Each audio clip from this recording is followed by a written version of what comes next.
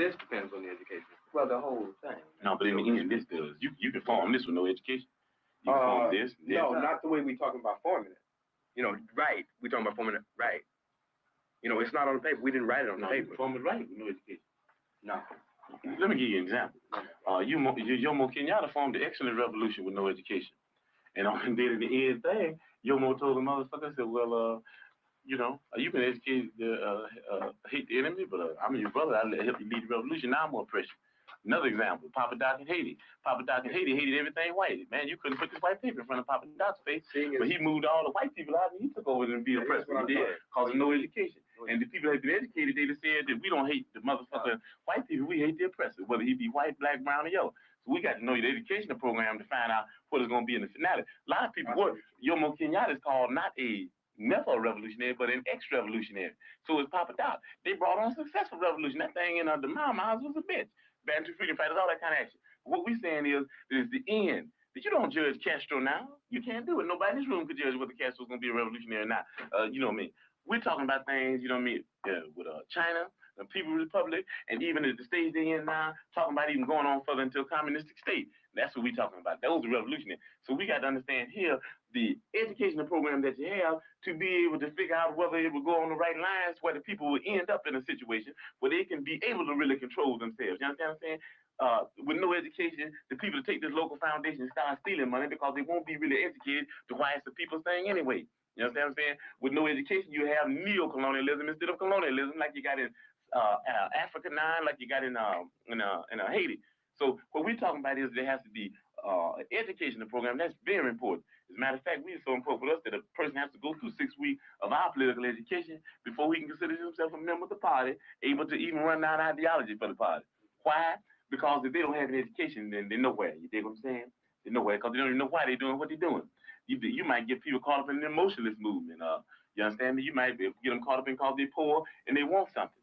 And then if they're not educated, they want more. And before you know it, they'll be capitalists. And before you know it, we have Negro imperialists. Let's go. Let's go. What's going on, yo? How you guys doing? CJ, you're muted, so I just took over. How you guys doing? Welcome to RBN Live. What's good? I'll pass it to you, CJ. I love that clip. Go ahead. I'm gonna start with this. We were talking before because there was always a point where you learned who Fred Hampton was. Because I told the story before. Our public education is absolutely garbage, right? They whitewashed the shit out MLK. They told us Malcolm X was the bad guy. And in my public education, I live in Missouri, right, where it's governed by right-wingers who want to burn books and they censor knowledge. They didn't even talk about Fred Hampton. And I know boutique, privileged leftists who had great education, they may scoff at the idea that I didn't know who Fred Hampton was to my early 20s. But I literally had to look him up because they wouldn't teach us about him, right? My parents had to work all the time, so they didn't have time to have sit-down chats about our revolutionary leaders. And that video was one of the first ones I ever seen. And that was with the video, I was like, oh, this dude's the real deal, following his politics. Right? So I love that video, especially when he said, without education, you're going to end up with Negro imperialists. And now you guys advocate. I advocate for reading. I don't push it, but we need to have a disciplined left movement. And that has been a thesis of our network from day one. We are here to educate people. We're here to talk about many different topics and brainstorm ideas so we can have a more advanced left-wing movement instead of just having a movement where it's like, vibes, bro. We're just going to vibe our way to a revolution. No, we need to study. We need to make ourselves better. And we got to acknowledge that not everyone can. Everyone have a different role in this movement. That's why I took the role as an educator. If you're working too much, turn on RBN during your lunch hour. You can learn a little something, right? So that's my intro. Welcome. We got Full House today. Love Tuesdays are my favorite day of the week. Let's start with JB. My man JB been on fire. JB show recently. What's popping up? What's popping, JB? First thing I want to say is happy birthday to Fred Hampton. Today was his birthday. And good to see all my brothers here. I'm sorry for my tardiness. I'll be a little bit late. I was running a little bit over on my stream, and I told everybody to get their behinds over here. What y'all talking about? Okay. So I had a long call, so I didn't get a chance to catch it. My bad. But what you guys talking about? No, so there's actually over 2 million people in the United States that are actually without clean drinking water in this country, which Yeah. is a complete and utter travesty. A huge number of them are indigenous people and members of the Navajo Nation, and about 30% of them, of the Navajo Nation, does not have clean drinking water. And if they do have water, it is water that's untreated and dirty water, which also leads to a lot of different ailments that they may have. The other story that I talked about on my show earlier was that you now have a lot of Republican Congress people and senators that are now talking about, again, cutting Social Security as entitlements. And I basically explained how entitlements, that word is not a bad word. They demonize entitlements just like Yeah. the word entitlements, just like they demonize the word communism and socialism. They demonize them because they want you to be afraid of it. And so entitlements are actually literally what they are. You are entitled to it. And also, one thing I said was, do not let them call government money that is given to you a handout. And I likened it to, if you withdraw money from your account, somebody calls that a handout, it is BS. Yes, So therefore, it is not a handout. It is your money, and you need it now, just like JG Wentworth. Okay. So if you guys haven't subscribed to JB channel, you guys need to subscribe to JB. Like that is the most probably the most fact-based YouTube channel that's out right now. Like if you not counting subscribers, there's no one that's more substantive than JB. And I'm not bullshitting. I'm not bullshitting. That's real talk. So make sure you guys check them out. That's a great conversation because we're gonna talk about student debt as well, and we're gonna talk about how the ruling class hates workers. Like you had them just dissing baristas, and they just dissing workers. Like, oh, you too broke to pay your student loan debt. You shouldn't be a barista. I'm gonna show you guys examples of that. That with Ted Cruz. They just hate workers. We need to fight a class war, but Rome. I'm not. I know you about to go next. What's up, bro? I was just saying. You know what I'm saying? Back in JB, like all these bailouts that we give corporations, we don't even need to go back to 2008, 2009. We can go back last year. Even the PPP loans, you know, all these bailouts that these people get. If you like, we are owed something. I don't give a damn what you call it. I don't give a damn how you feel. If you feel like we feel like we're entitled, or however you feel, I don't give a fuck. But I am owed, and they will pay. Yeah, actually, Rome, just to back up your point, we actually dumped $4 trillion into the stock market back in March of 2020 in order to make rich people feel comfortable. So yeah, if we can dump $4 trillion to make rich people feel comfortable, we can dump trillions of dollars into poor and working people's pockets in order to make us at least be able to get our heads above water. Pre-JB. And we also got CJ, always killing it with the great thumbnails and everything. Welcome to our being live, my brother. Yeah, sorry about the mute, but it was perfect to have you open the show this time because you had the story about Fred Hampton. For those that don't know, we used to be called the Fred Hampton leftists. So he is particularly influential to this organization. But I do want to show one shorter clip just to pay tribute to Fred Hampton a little further for his birthday. So this clip here just kind of gives the story of kind of what happened to him. And let's play it.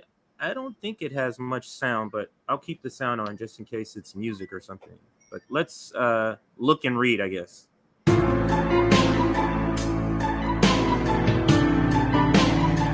might not be back. I might be in jail. I might be anywhere. But when I leave, you remember I said with the last words on my lips that I am a revolutionary.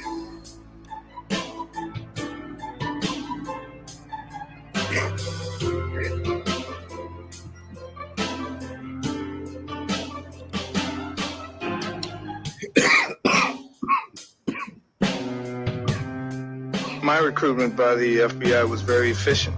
Very simple, really. I'd stolen a car and went joyriding over the state limit. And they had a potential case against me. And I was looking for an opportunity to work it off. And a couple of months later, that opportunity came when FBI agent Roy Mitchell asked me to go down to the local office of the Black Panther Party and try to gain membership. I just began to realize that the information that I supplied leading up to that moment had facilitated that raid. I knew that indirectly I had contributed, and I felt it, and I felt bad about it. And then I got mad. You know, I had, and then I had to conceal those feelings, which made it worse. I couldn't say anything. I just had to continue to play the role. So again, that's just kind of the story of what happened to it, and then the Judas right there, that guy, the coonery, every name in the book is just, it's terrible. It's just terrible. That's the type of person, to me, that's worse than the KKK member. That guy. Yeah. That's the system, how it works. They recruit our own people because they view their path of liberation being the oppressor, to oppress their own people and other people. That's the job of the Negro imperialists. And that's what the imperialists and capitalist class, they'll openly admit. What's the I'm blanking on the guy, Colin Powell, he was the first black what was he? Secretary of State. Oh, like Admiral or something. Secretary of State, right? I think it was Secretary of State, right? War criminal of the highest order. And he said himself that in order, if there's no racism in this country, because remember, he's Republican. And remember, this guy who I'm about to quote, the Democrats tried to rehabilitate him because he hated Donald Trump. And this is what he said. He said the United States is not a racist country because if you're black, you can achieve in this country. All you gotta do is be a cop or join the military. What does that say about society? So you say the only way we can succeed if we join our colonizers. Either join the colonizers, learn how to rap and sing, or fucking shoot a basketball. What kind of society is that? But Rome, CJ? Yeah, this remind me of something I was saying in my at the diaper giveaway here in Detroit. I was telling the crowd, I was like, it's not, more likely it's not going to be, you know what I'm saying, the FBI or the police is going to come and get me. They're going to work through one of you guys. It's going to be one of you that's going to come in, you know what I'm saying, take me out. And that's just how the shit happens, you know what I'm saying? Like, but yeah, it's fucked up, but yeah. I see a lot of niggas like him throughout the hood. I can see it in their eyes and the way they move and whatnot. You know what I'm saying? Waiting for a nigga to slip up. Without my gun and shit. But yeah, I see a lot of Johns out there. Right. So let's I feel like people who are here for the Jenks story, but that's actually not even the main story because there is a news article that came out. So maybe we can start there to just kind of warm up the discussion. But before we do that, make sure you hit the like button. Welcome everybody that's here. If you're brand new, please subscribe or at least give us a chance during this stream to gain your subscribership. We are at 322 viewers and 266 viewers and 132 likes. Can we push to 200 likes? And then also let's throw some comments up and see what people are saying. So we'll do a quick. I love to see that. Quick chat. Yeah. So if you guys could, you guys know star those super chats. I don't know if I missed any. I'm gonna star the ones I see, but I starred them. Yeah. Go ahead. Go ahead. I love to hear this because you guys know the policy of RVN. At least my policy in terms of content creator.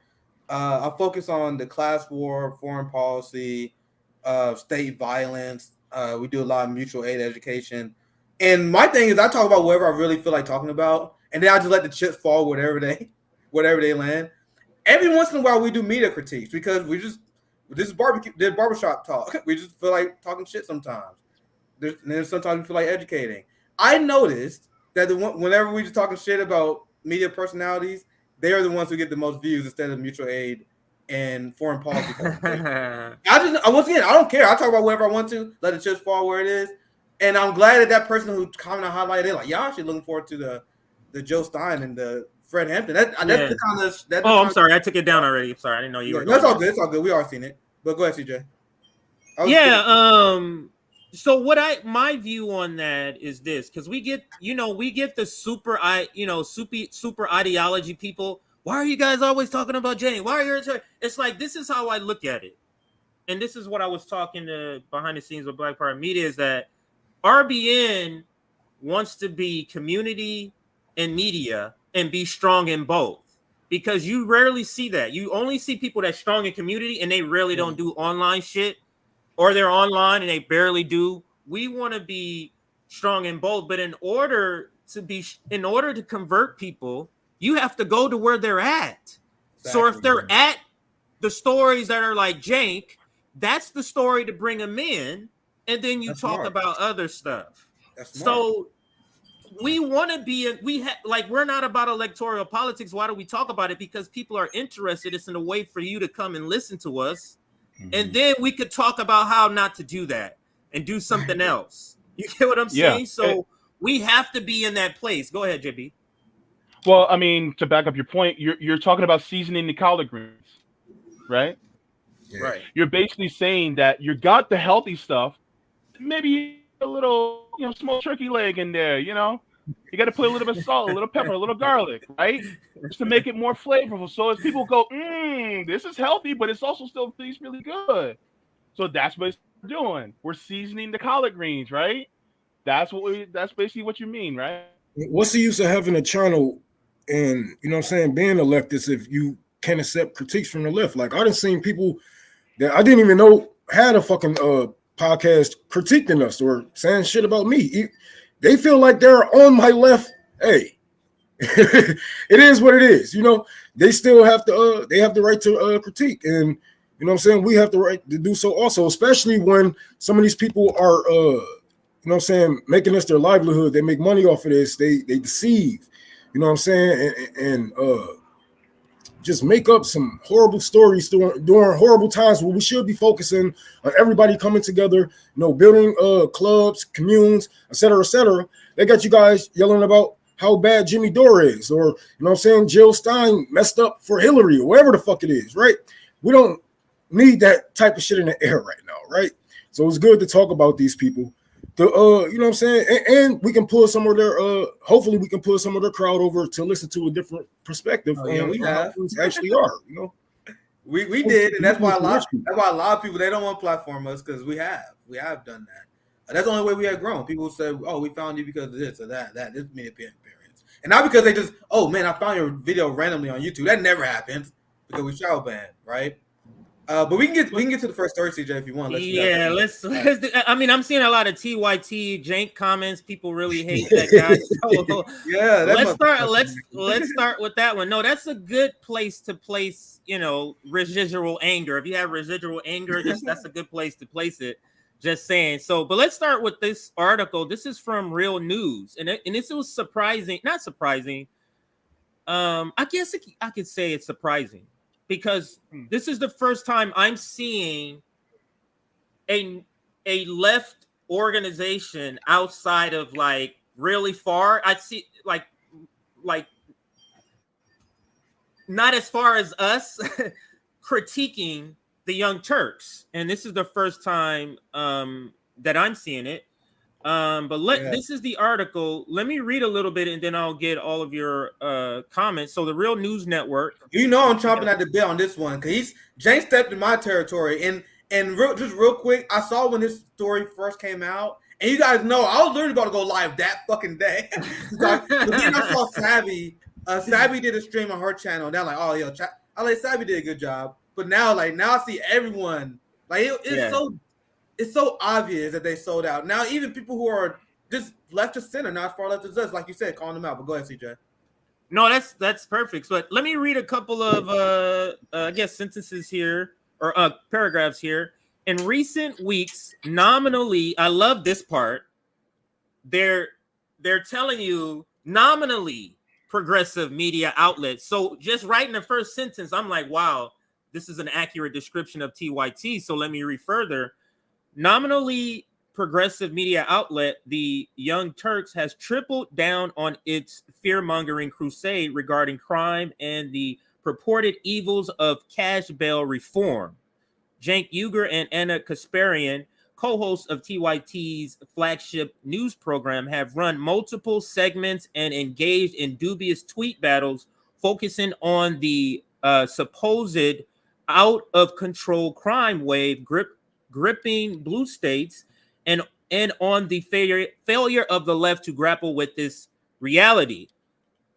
Taken together, Cenk and Anna have lent their influential voices to a panic, tough on crime media chorus that has been growing louder over the past 2 years, and it is helping to determine hard-fought battle reforms in cities and towns across the country. Both of these figures have large platforms, and they are wielding their influence at the exact moment the left should be, one, defending bail reform and other decarceration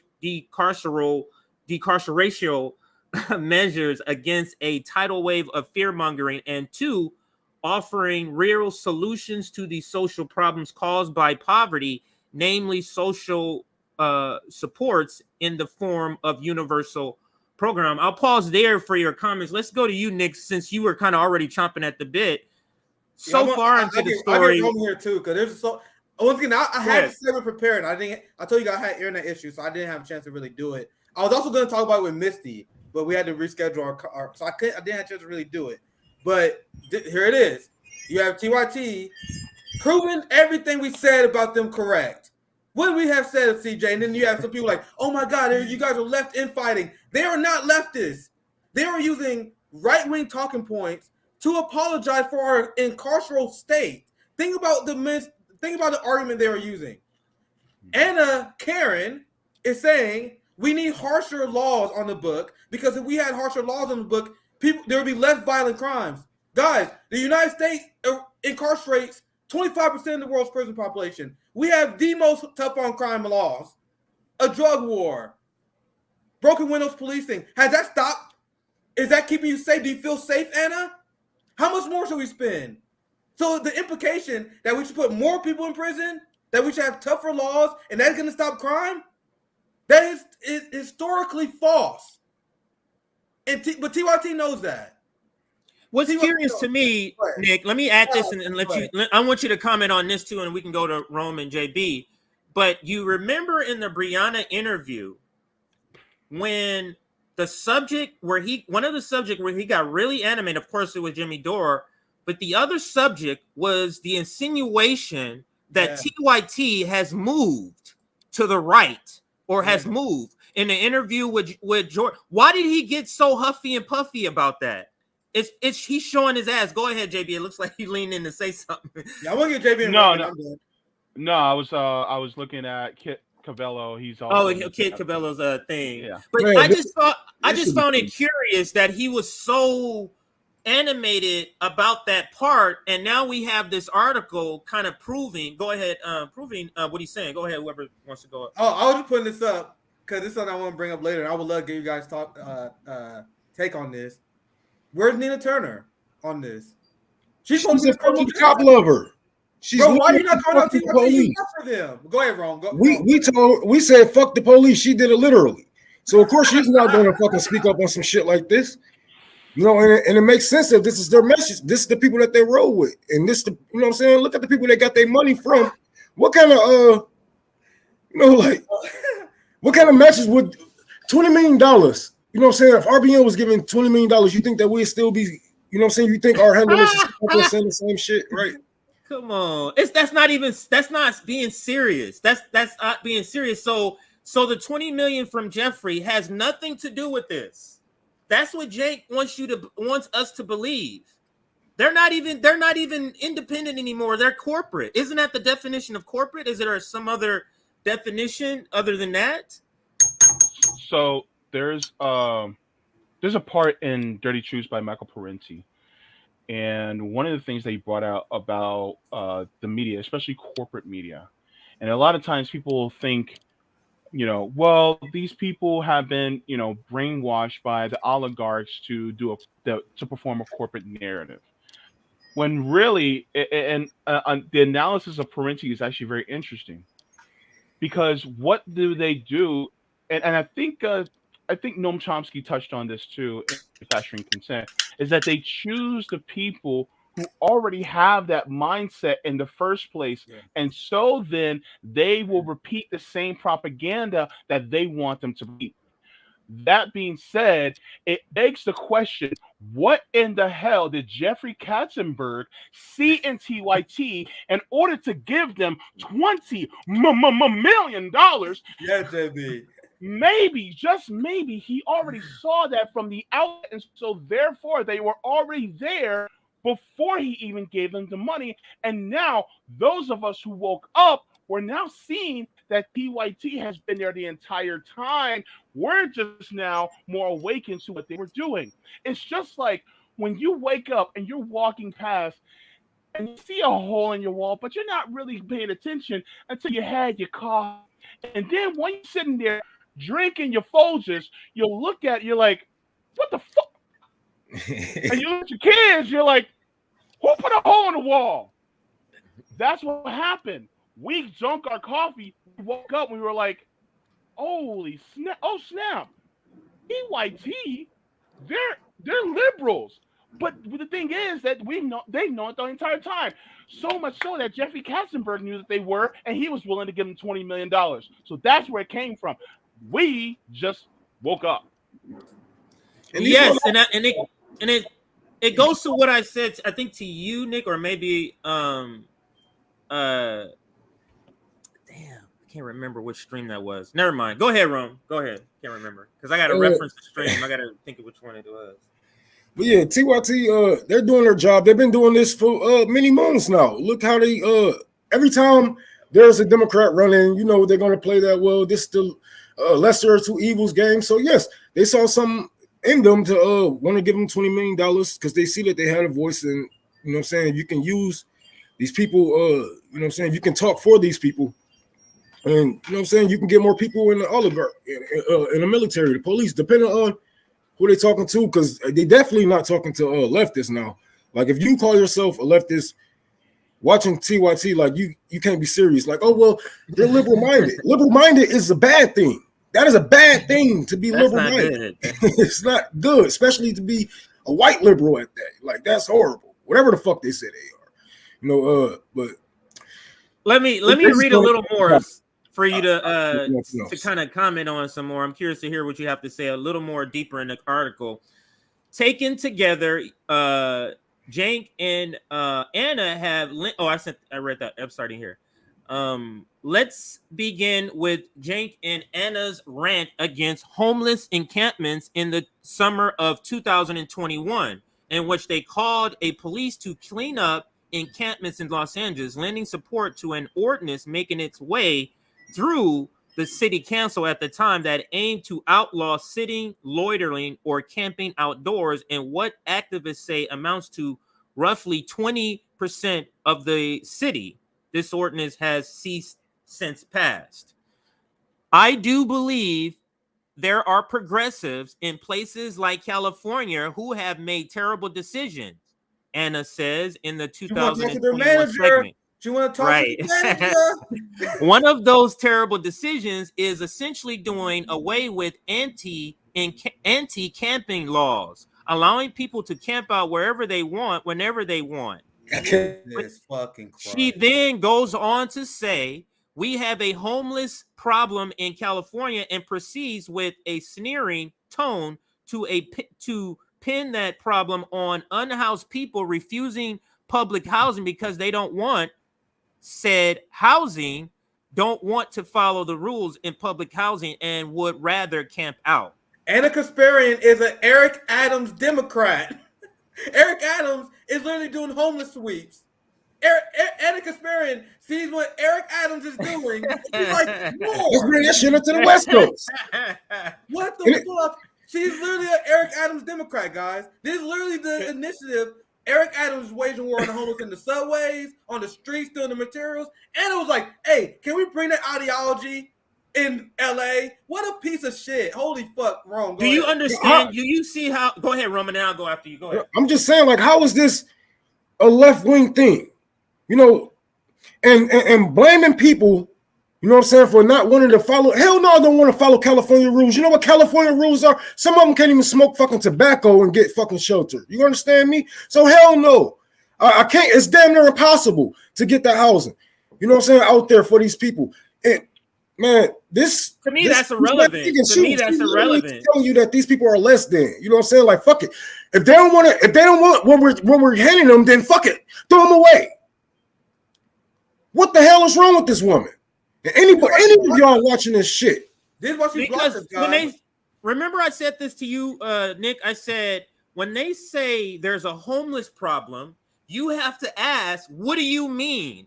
Because if the problem is homeless, isn't the solution homes? Oh no, CJ, we got. But you have to ask the person talking, and Anna obviously is not talking about giving them home. She's talking about getting them out of her sight. Yeah, getting them out of her sight line. Yes. Go ahead, JB. I think you were going to say something. Yeah, JB, go ahead. Okay, so remember when you part of the article you read that said it called them nominal, TYT nominal. Yes. So the dictionary definition of nominal is, and nominally is, in name only, officially through perhaps not in reality. It says that's it. In name only, officially though perhaps not in reality. Basically meaning progressive in name only. That's basically what it means. Now, as far as people like Anti-Casparian saying, oh, they just don't want, to be in shelters. One of the things that people need to realize. One, I have been homeless before. I've even been homeless as a child before. Because when we moved down here, when I was 3 years old, we actually had to walk the streets in Orlando with my mom and her 3 kids. By the way, one of the rules in that shelter that we were in when I was little, because my brother was, I think, 12 or 13, he could not stay with my mom and me and my older brother together. They were going to make him stay with the men, a 13-year-old boy with just men that he doesn't know. That being said, my mom was like, hell no, you are not taking my child and putting him with a bunch of men that I don't know. No, he stays with me. Can you fault my mother for saying that? Now, what if they said, you know what? No, you can't stay in the shelter then. And my mom had to walk the streets. Are you going to sit there and go, oh, she just doesn't want to be in the shelter? But let's go this direction. There's some shelters that force you to adhere to going to their worship services. What if you are not religious? Right. You have to be forced to go into worship services, even though you may not even be atheist. You a completely different religion. But that doesn't matter. That doesn't matter, JB. Anna is saying if you're homeless, all of that don't matter. What you want and need, your religion is irrelevant. We just need you out of our sight and go. Whatever the rules is, they don't care, JB, because you're not human at that point. You know what I say to Anna then? If you want the homeless out of your sight, then give them homes and shut up about it. Give them homes and then shut up about it. Because that's the thing. This is what pisses me off, because I've been homeless multiple times, okay? I know what it's like. And so for you to sit here and talk about people, how you want them out of your sight, and yet you still support a damn system that will not give people homes. Look, and I said this, and people give me flack about it, but I don't give a shit about it. If I treat this just like a cookout. When you go to a cookout, guess what? The unspoken rule is if you get a plate, you don't get a second helping until everybody else got their helping, right? Black people on the stream, right? So guess what? You don't get a second home until everybody else's house. How about that? Because guess what? Everybody deserves a home in this country. Please do not tell me that people deserve a home in this country. Because if you're sitting there telling people they deserve a home in this country, then you are sociopathic. You're sociopathic because you think that people don't need a home. Don't give me that bullshit. You see how they hang these opportunities over these people's heads? Like, okay, well, I can give you housing if you get off of drugs. Getting off of drugs isn't that easy. You see, they don't even want to, touch are on drugs. The roots of the problem. They're on drugs. They don't even want to touch the roots of the fucking problem. And then they're just like, okay, man, they throw them to the side just like they do all non-taxpayers. They throw them away. And where do the homeless go when they get swept away? Where do the homeless go, man? Like, we don't have enough jail space for them. We don't have enough. Even if all the homeless people in California got clean and went to a shelter, there's not enough room in the damn shelters. So what are you going to do? And how are we going to fucking combat this? And there's homeless people with jobs. Some of them have jobs. Right. So then what? So this is a video case study. Shout out to Case Study QB, curated from CNN. They're talking about what's happening in California. California has a terrible homeless problem, and when I mean homeless, I mean they don't have homes. Not the fact I just want to move them out of my sight. So that's what I mean when I say that. But let's listen to this. I think all of you will like this video. In Los Angeles County, more than 60,000 people are homeless on the average night, and more than 20,000 hotel rooms lie empty on the average night. See where this might be going? It's insane. It isn't going to solve the problem. We think this is one part of the solution. By no means do we think this solves the homelessness crisis. But do hotels have a role to play? Of course they do. So the union he leads, which reps hotel workers, gathered enough signatures, and Angelenos will vote on a bill that would force every hotel in town to report vacancies at 2 p.m. every day, then welcome homeless people into those vacant rooms. Honestly, would you check into a hotel knowing that the chance of your neighbor to the left or right is a homeless individual? Manoj Patel voluntarily. Now, I should have said this in the beginning, but you see the perspective that where they're going with this. You see the perspective, not that you're really changing somebody's lives by giving them housing. You're really making a difference. It's, hey, paying capitalist guy, would you want to stay here if you knew there was a homeless? Well, how do you know? Why are you telling them there's a homeless person next door? Do you tell them when an architect checks in? Do you tell them, when a reporter checks in? They don't even tell you the homeless person is next door. Why are you going to do that? Like, it's such a terrible framing, but what they're trying to do in LA, and I'll replay this so Nick can see it. What they're trying to do in LA County, this is not all of, I don't want you to think this is all of California. This is LA County, is that they're trying to pass a law where hotels have to report untaken rooms or vacant rooms so homeless people can use them for the night. This is not even like long term, and they're pushing back on it. But let me play the clip, and then we can kind of comment on it, because this ties into Anna wanting homeless encampments to be taken away. In Los Angeles County, more than 60,000 people are homeless on the average night, and more than 20,000 hotel rooms lie empty on the average night. See where this might be going? It's insane. It isn't going to solve the problem. We think this is one part of the solution. By no means do we think this solves the homelessness crisis. But do hotels have a role to play? Of course they do. So the union he leads, which reps hotel workers, gathered enough signatures, and Angelenos will vote on a bill that would force every hotel in town to report vacancies at 2 p.m. every day, then welcome homeless people into those vacant rooms. Honestly, would you check into a hotel knowing that the chance of your neighbor to the left or right is a homeless individual? Now, let me just make clear, if you didn't see, this is a Motel 6 manager. So this is the corporate representative for them. Manoj Patel voluntarily rents some rooms to homeless people who are vetted and paid for by a local church. But he's against this bill that would make that mandatory.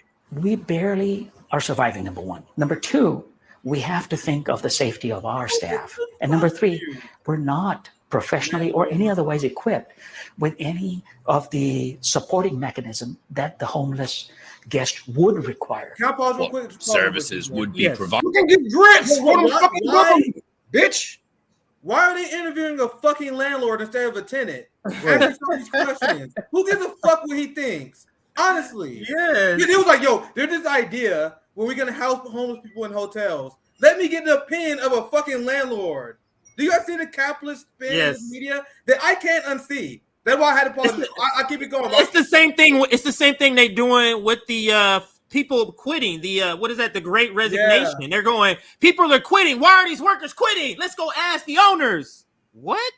Go ask the workers. You see how you see this question? Like maybe one of your neighbors or the person in this room was a homeless person, was a homeless individual. Dude, people got murdered in hotels, motels, raped. You know what I'm saying? They pee in them goddamn beds, man. You know what I'm saying? Like they don't tell you. They record. They don't report to the next motherfucker checking in. They don't say, "Oh well, actually, some lady named Chloe got stabbed to death by her husband, and you know what I'm saying? The kids jumped out the fucking balcony." They don't tell you none of that shit. So why you give a fuck about a homeless guy when you don't give a fuck about the couple that was having sex in his goddamn bed for the whole fucking weekend? And you don't even know if they changed the blankets because they don't even tell you that. So I'm gonna be real with you guys. It literally does not matter what that motherfucker said. It literally does not matter. It literally does not matter. I am advocating for the dictatorship of the proletariat. His opinion is fucking irrelevant. This is our land. I know I'm radical, but my job here is to push you guys to the left. That's the mindset we you guys have. That guy's opinion as a landlord does not matter on the issue of homelessness. In fact, he's probably the least useful opinion to have. But CNN, of course, platforms them. Go ahead, CJ. Provided remains unclear. Also unclear the funding, and hotels would be paid fair market rate.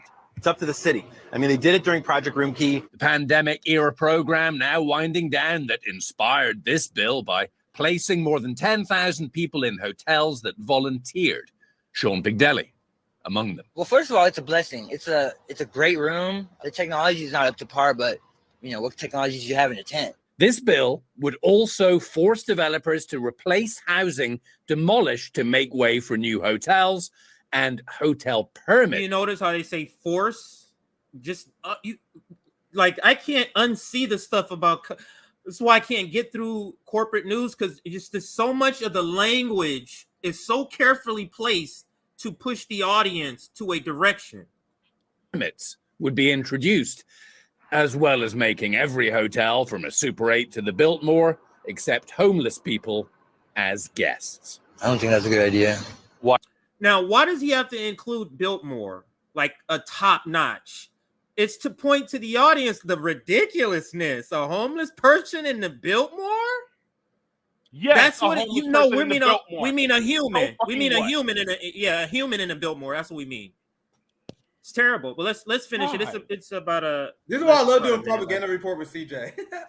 Because every time we watch these clips, it's hard to get through because we're like every line, guy. Whether you believe it or not, they don't wing it. Everything they wrote on that transcript that they are reading is planned, and the people who get paid millions of dollars a year, they get paid millions of dollars a year because they're gonna read that shit without questioning it. Go ahead, CJ. Exactly. Why not? Maybe for some, but you know, there's a lot of people with untreated mental health, and so what do they do? If you don't like defund the police, go get a black person in front of the camera and let him say, "I don't like defund the police." Now let's apply it to this. Go get an unhoused person and let him say it on camera. You see how corporate media works to make it seem like it's not us. It's not us, the ruling class.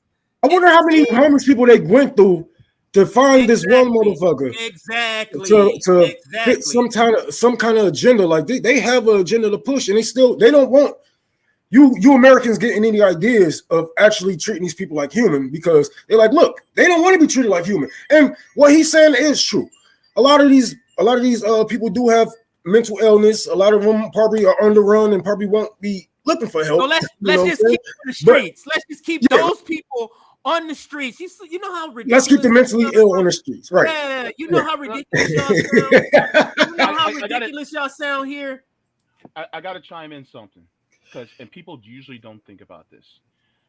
they want to keep these people on the streets, what about those queer teens that were kicked out of their homes because of their parents not accepting of them because of who they are, and now they're sleeping on the streets? And you want to tell me that you don't want to house those kids?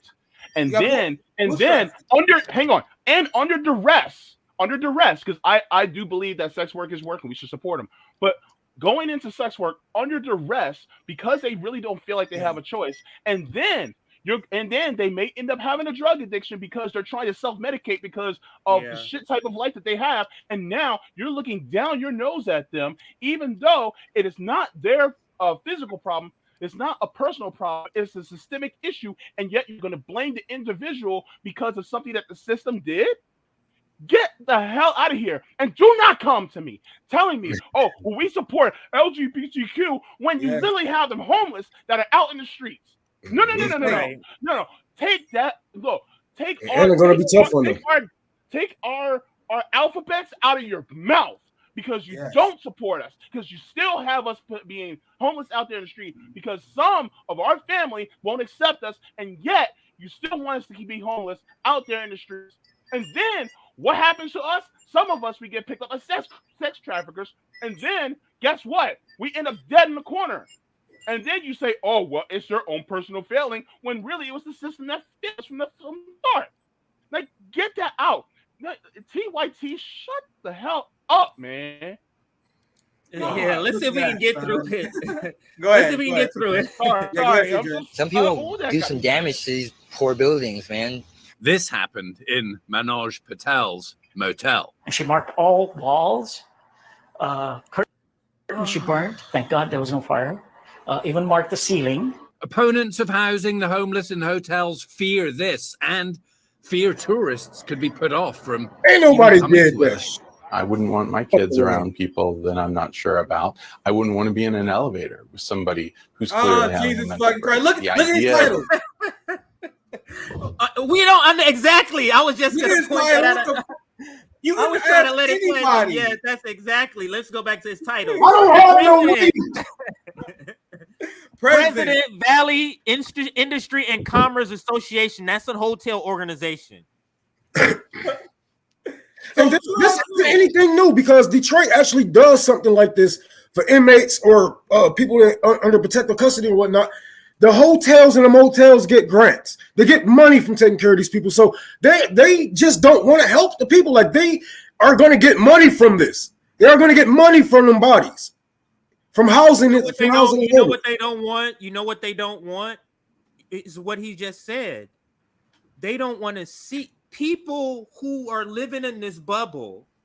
Don't want to see the oppression and repression and the problems and the ills of capital. They don't want to see it.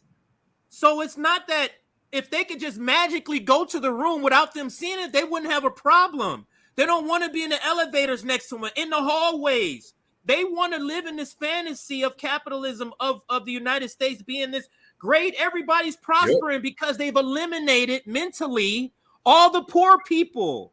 Yep. You understand? Like, this is poor people is the real life embodiment of the failures of capitalism. Right.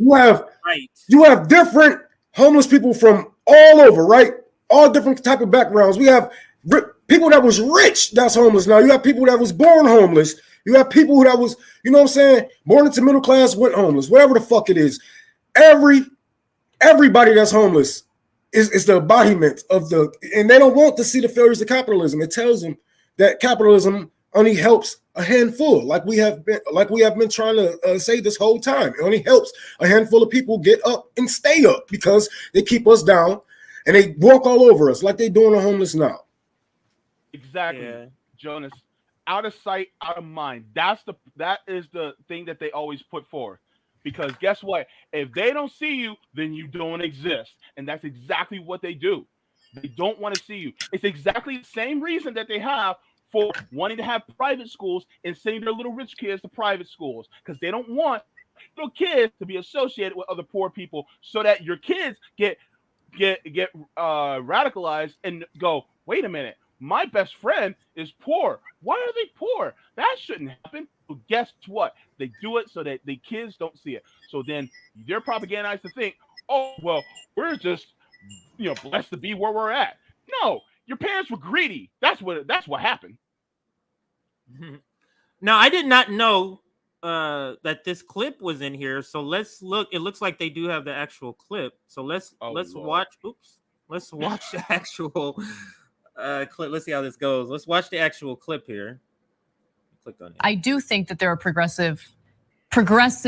I don't know if it's progressive policy, but progressives in places like California who have made terrible decisions.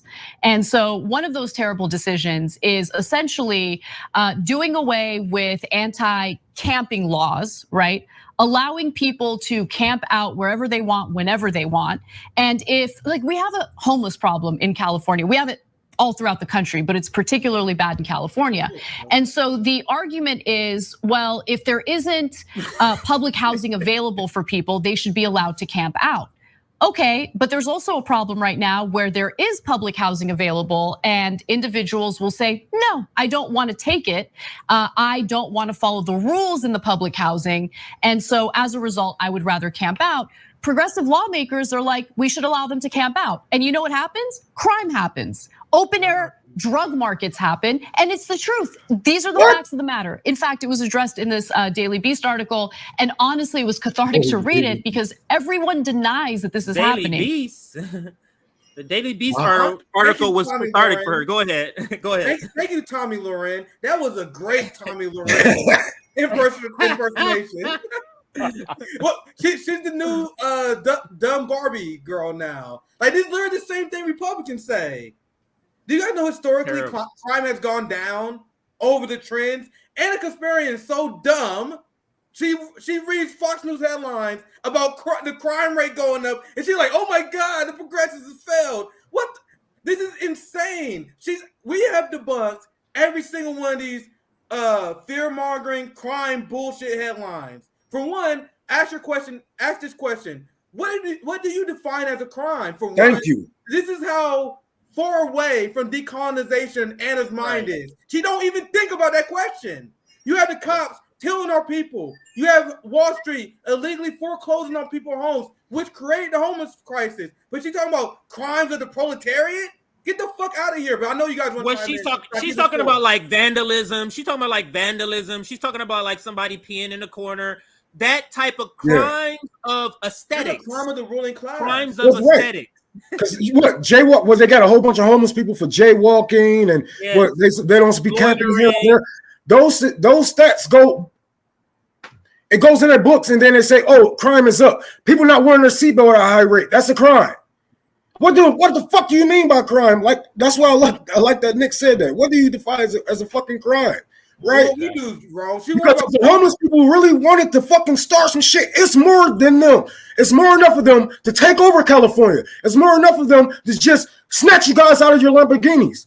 You know what I'm saying? Run up in your houses and take them. If they really wanted to, you know what I'm saying, commit some crimes, it's enough rich people out there just walking around to just off, right? If they was that violent, if they was really criminals, they would have been doing some criminal shit, not stealing from 7-Eleven, not stealing some water and some beef jerky.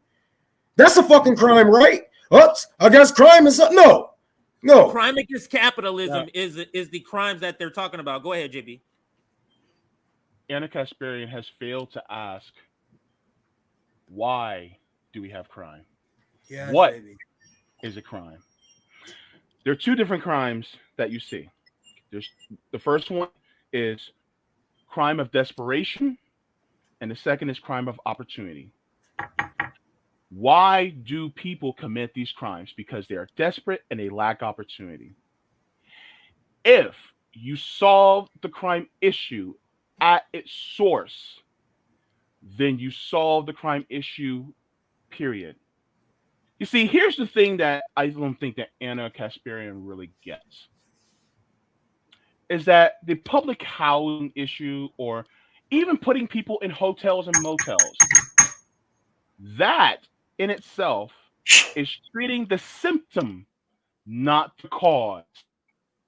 You see, if you treat the cause, what does that mean?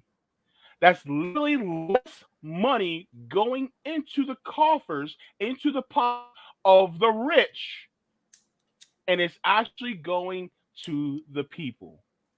And so people like her and the person who likes to fund her, Jeffrey Katzenberg, do not want that money to go to the actual poor and working people.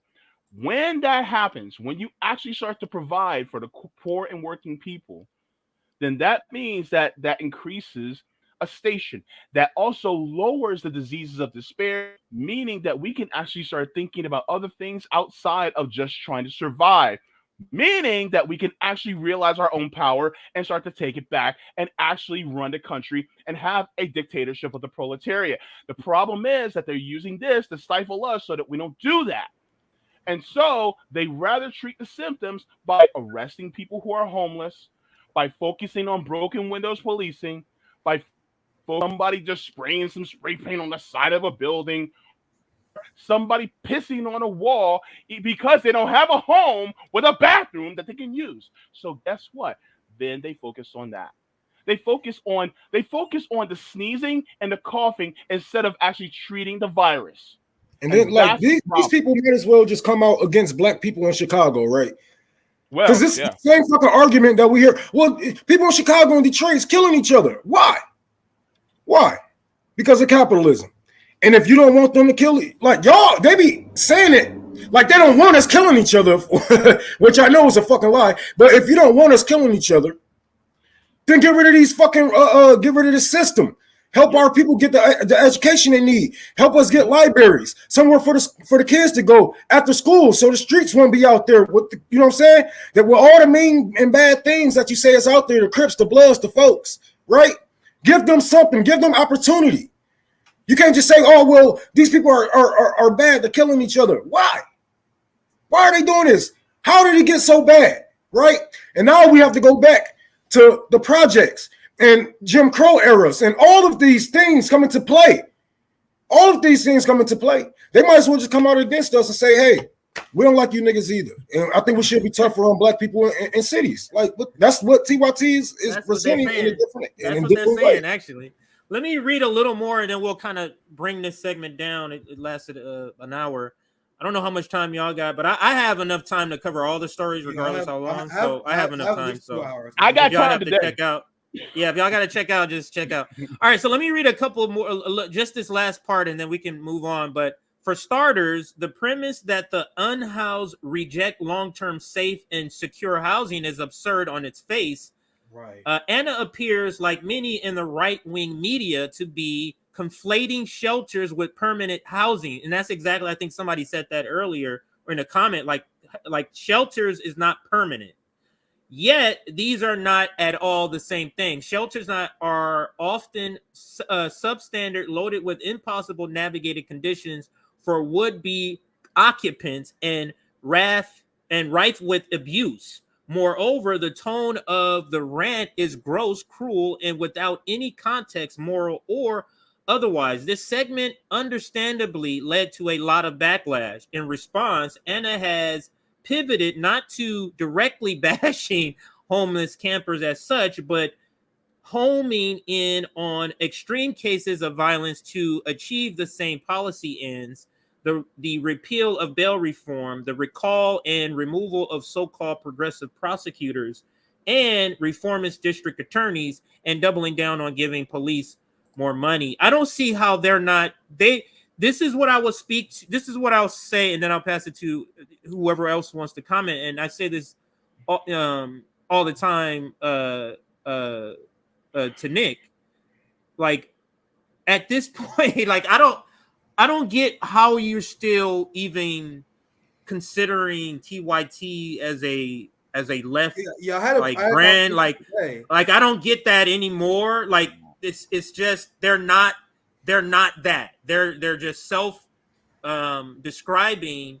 But and then into my other point is what she did, what they do when they have these outbursts is that these conservatives learn how to now talk to the audience that's to their left. So she didn't change her view when she got the backlash.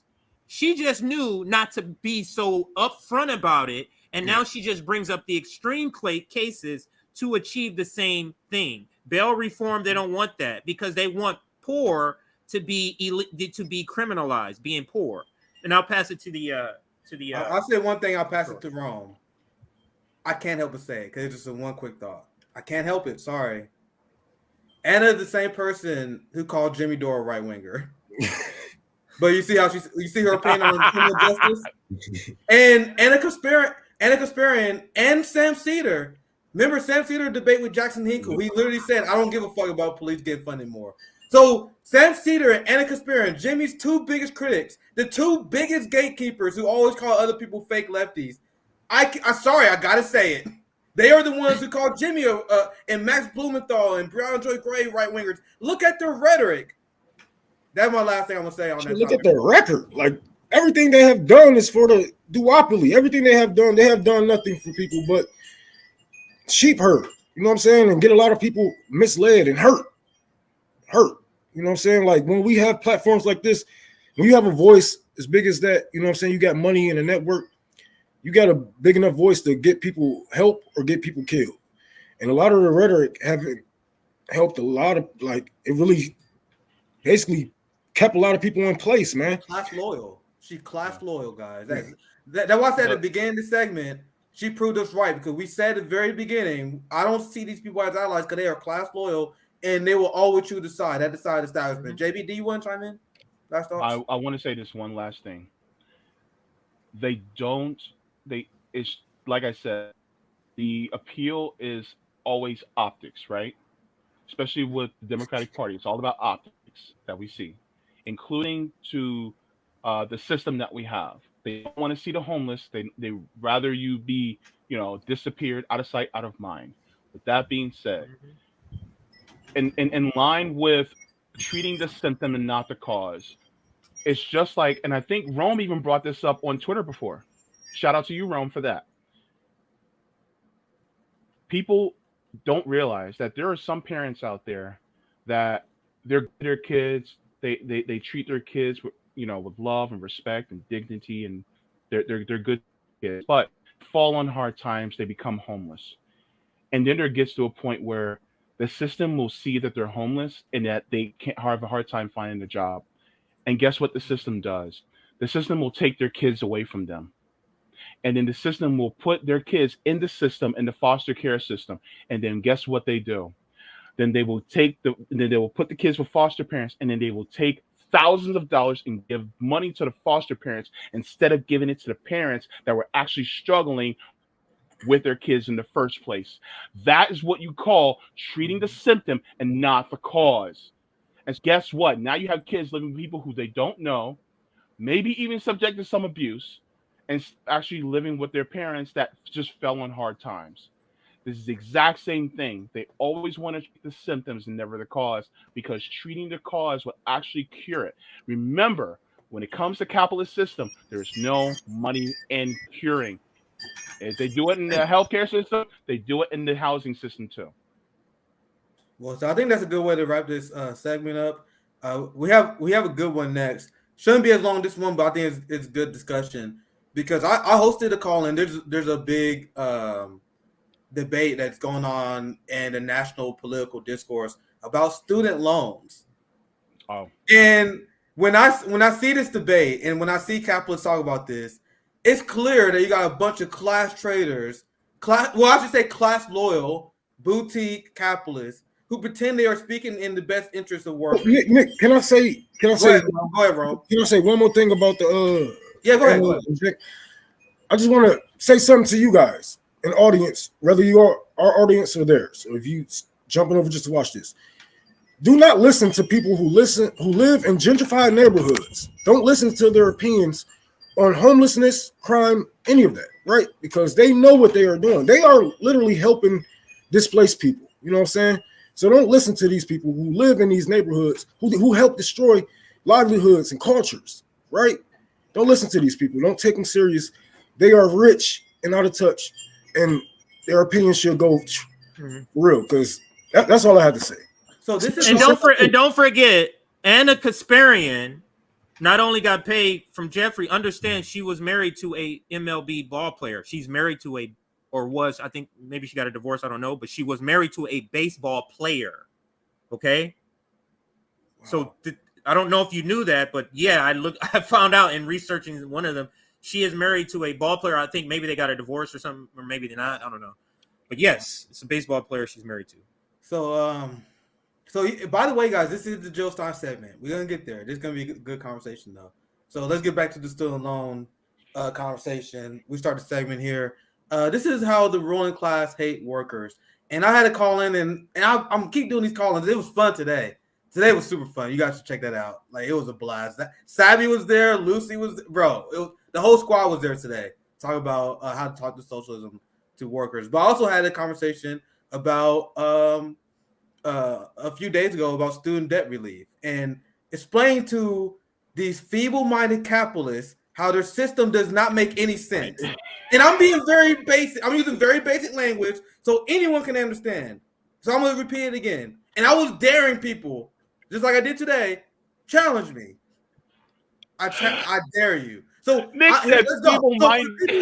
For the people who believe that we should have student debt, explain to me, how does it make sense to have a society where you put your most reliable spending base in debt? How many times have you guys seen capitalist articles where like millennials not buying homes, millennials not spending as much as the older generations? Why do you guys think that is? Millennials killed napkins. You guys are absolutely moronic. The socialist form of central planning is superior to capitalism. A lot of channels won't say that because they're afraid of losing the right-wing clicks. But I'm going to say it because it is an absolute fact. Capitalism as a system, the central planning, which all countries have, is controlled by the capitalist class. So they are not building a society that will be for the best, that will increase quality of life. The only intentions that they have is to increase the quality of life for the capitalist class and their family. When you have a dictatorship of the proletariat, when you have socialism, we decide. We control the means of production. This is not a hard concept to explain to people. This is not a hard concept to understand. This is why we don't water down messages here. Because this is a message that anyone can get. The way they design economics and society, they are morons who don't understand how markets work. Hey, guys, go to college, become a lawyer, become a doctor, so you can spend money. Then we can sell you a home. Then they got no money to do it. And they're like, man, what the fuck is going on with this generation? It's because of you guys. You guys put everyone in debt. You guys jack up rent prices, jack up food prices. Then you're like, oh my God, why are the millennials so depressed? Why is nobody buying anything? Destroy the society. And sorry, that's my. Maybe I'll preface it too much. Let me get into the story because this is one of the reasons why. Sorry, that was my rant. I didn't mean to rant that long, but this is a topic that really, really frustrates me. Oh wait, sorry. This is the receipt. Because if you are arguing for people staying in debt, which a lot of people who pretend they are populist, the right wing, they're like, well, you can't cancel student loan debt. That can help rich people. Let's explore the origin of student debt. And let's actually learn some revolutionary discipline. And this is why it's important to have education instead of a movement that's all about vibes. Tucker Carlson is great, bro, but he's arguing against student debt relief. Fuck out of here. This is a class war. Guys, view every single political issue as a class war. Not that one. Not every single one. Every single one. Not that one. No, every one. Now let's go into this history lesson, and I'll give you guys take. The origin of student debt. Ronald Reagan. Told you, Joe Biden 11th term to Ronald Reagan. He's the one who really fucked shit up. All of them bad? All of them are bad. Ronald Reagan really fucked shit up because he set the precedent. Reagan advisors warned free college would create a dangerous, educated proletariat. You guys see why I said we should educate ourselves as a community? I'm not saying go to college. I don't give a fuck about that. We should come together and we should try to make ourselves smarter. We should be trying to explain that capitalism is the root of imperialism, not globalism. We need to be educated. We need to be smart. We can't follow the false guise of anti-intellectualism. And now let me continue. Feel free to interrupt. I can't see you guys, so I can't see verbal cues. But anyway, in 1970, as Ronald Reagan was running for re-election as California governor, his education advisor warned that free college put America in danger of producing an educated proletariat. Everything is a class war. And by the way, remember what I told you guys? These people are not idiots. They are not idiots.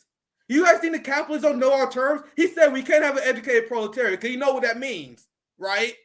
They know the ruling class is educated. They are smart and organized. But there's some people on the left that are like, we can have a revolution with just vibes. You don't have to read. You don't have to educate. We shouldn't come together as a community. We just vote Democrat. We just have vibes. We're going to be all right. We're going to find a way to get liberation. That doesn't make any sense. Do you guys want to chime in? Because I still got some few things to share on the story. This is how the I know that we're going to be all right was good. Yeah, I do have something. I was listening. I do have something because in your history lesson about Ronald Reagan, let's give a little more detail of where it came from. It was because it was out of the anti-war movement.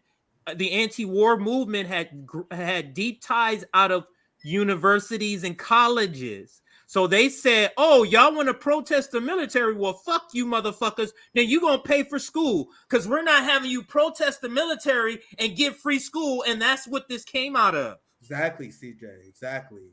That's another layer. There's so many layers. And one of them, I got to find his tweet. I literally just tweet. I can find it later. I'll probably show up later in this segment. But this guy, he just said the quiet part out loud. Did I share that on the channel yet? No, it was on ours, but yeah, I have it queued up. I can get it queued up if you want. Yeah, that's where he was like, guys, he was talking to his ruling class friends, but he forgot he tweeted for everyone to see. He was like, hey guys, we can't count student loan debt because we're gonna lose people to sign up for the military. We can't do that. I'm like, dude, you realize everyone can see this, right? You just admitted it. Go ahead, Rome. I know Rome and JB. I know you guys want to chime in. Go ahead. I was just talking about this actual article to one of my neighbors, like.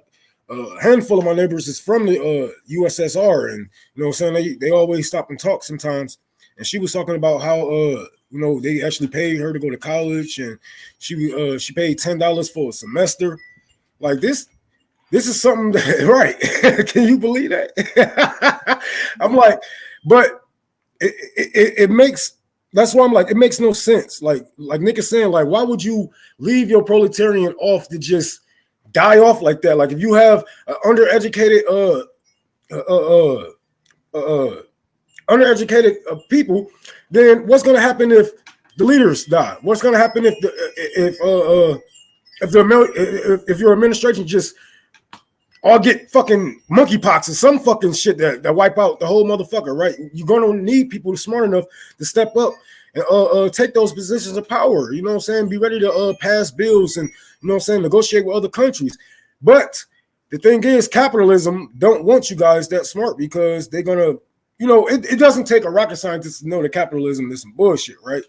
But if all you guys were too educated, then you're going to like, all right, yeah, capitalism is some bullshit. And we will all come together. Enough of us will come together as a whole and be like, yeah, let's just get rid of this shit.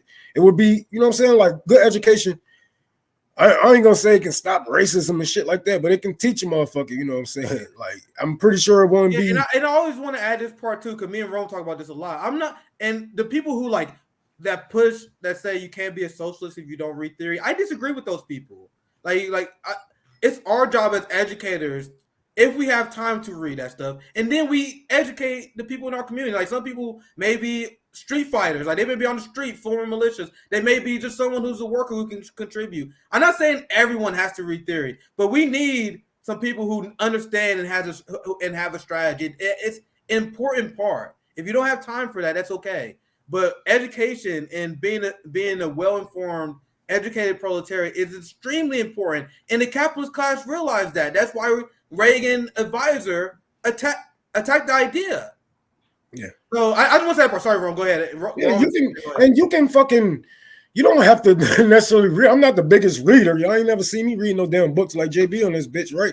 But you can live like a socialist. You know what I'm saying? Or you can You can flip people into becoming socialists just by propaganda, just by telling them that they already move like a socialist. They already work in the community like communists, and just show them that they already been doing this. You just have been taught to neglect socialism, but we all live on it. And even your favorite politicians run on socialism, but then they go and govern like a capitalist, right? So they promise you better health care, whether that be Medicare for all or Obamacare, et cetera, et cetera. They run on better education for your communities, et cetera, et cetera. They run it on socialism, and you know you need socialism in order to survive. But then they play you because you a fucking American idiot. I just want to respond to this, and the reason I respond to this, because I do see this pushback a lot. So I think I'm clear. I'm gonna just say it again. I'm a college dropout. When I say become an educated, well-calculated move, I'm not talking about get a college degree. The fuck you guys have you guys, the long-term watchers, seen how many times I criticize college education and the boutique left managerial class ideology? I'm not interested. I'm not interested in Harvard ideology. I'm saying that we should come together. Look at JB channel. JB is reading Michael Princey all the time on the channel. Well, how about us come together? We can watch football.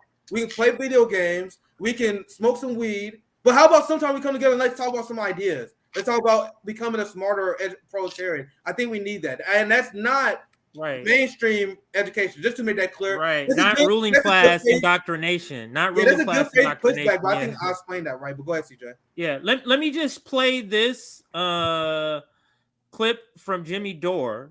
And this is about the topic of student loan debt. Now, a few years ago, there was, because it's to contrast the other video Nick was referring to.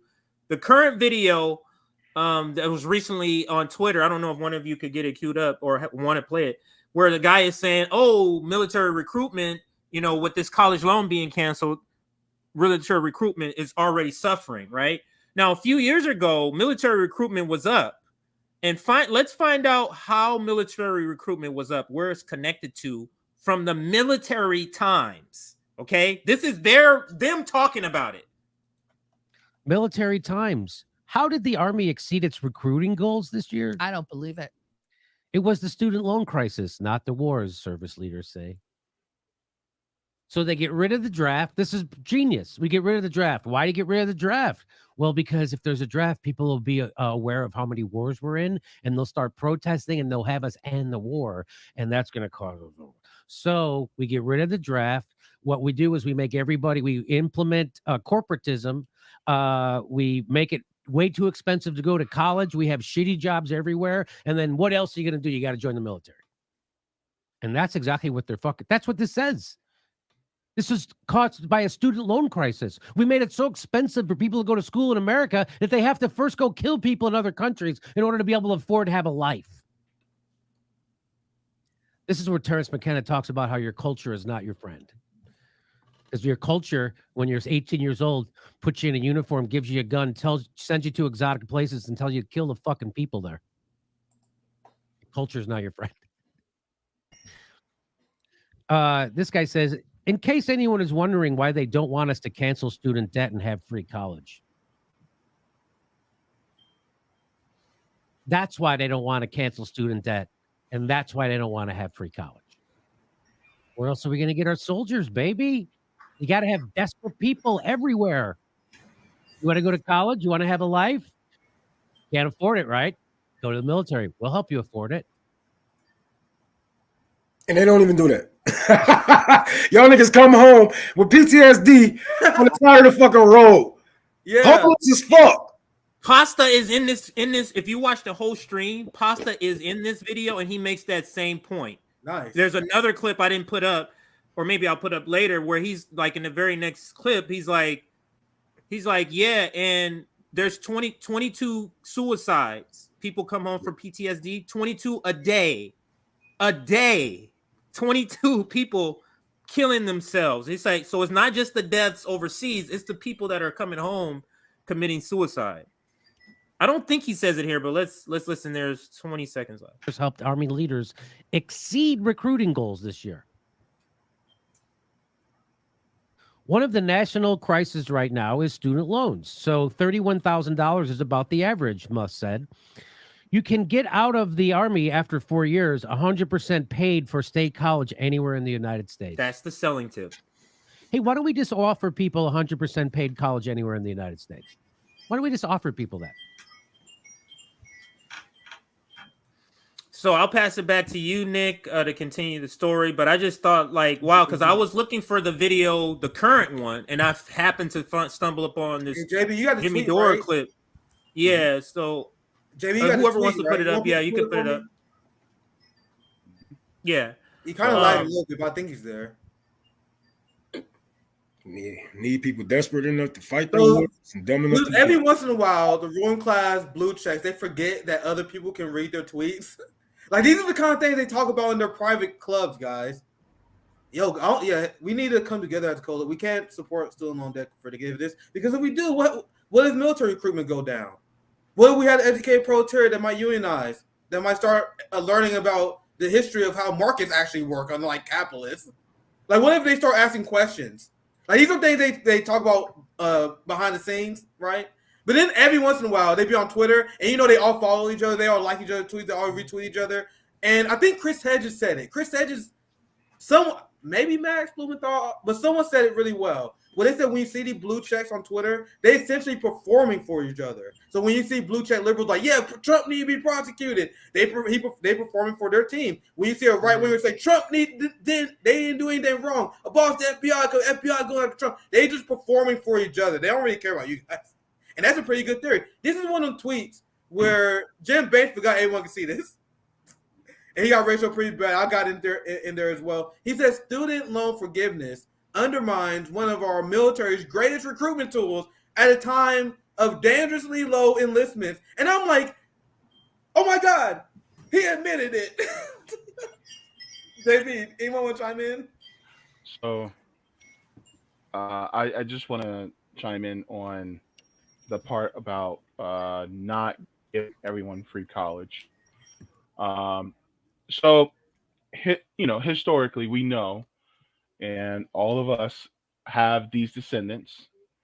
During slavery, it was illegal for a slave to know how to read and write. Okay. Why? Because, as the old adage goes, knowledge is power. So, because of that, they don't want you to know more so that you can actually rise up and get rid of your oppressors. Not saying that college the way it is now, because they do a lot of propaganda in college too. But a lot of people tend to shift leftward once they go to college because they learn some stuff, right? And there's a lot of people who are like us that may be also in college too, or maybe a Dr. Richard Wolff or somebody like that in the college.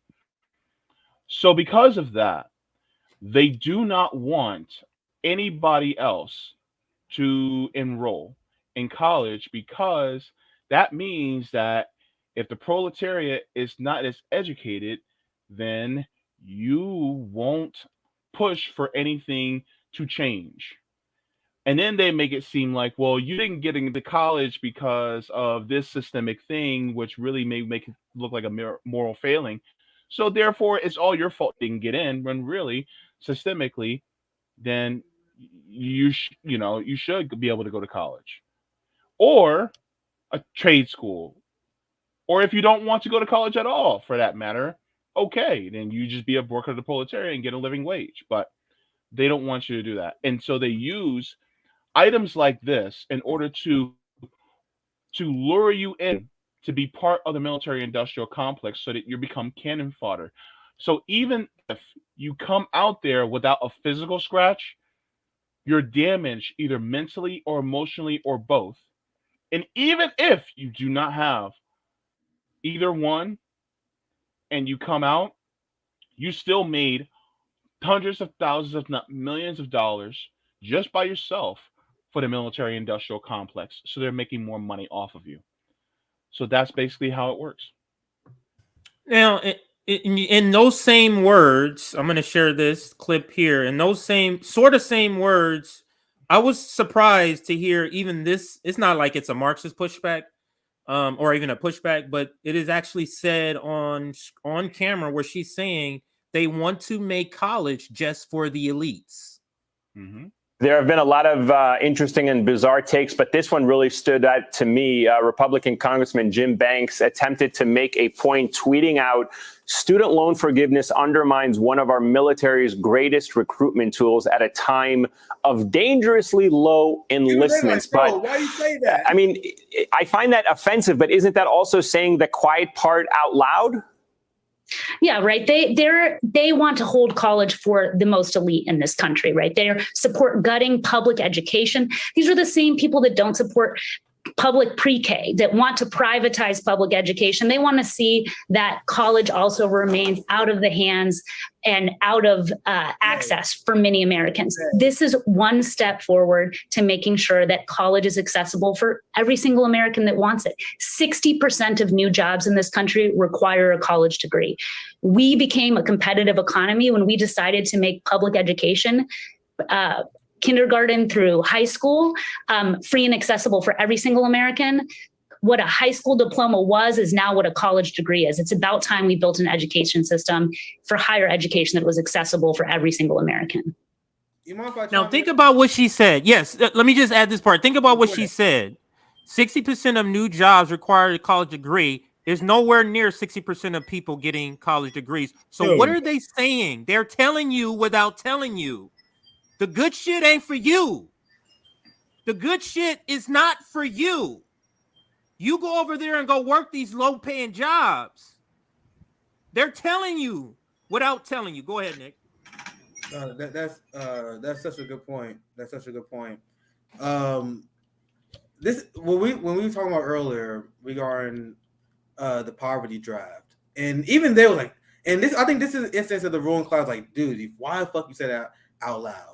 And this is why liberals are actually really sneaky. Because I actually peeped a few of these MSNBC segments. I was actually like, wow, they're actually saying that this is some plot to keep workers down. But you see how she was using they.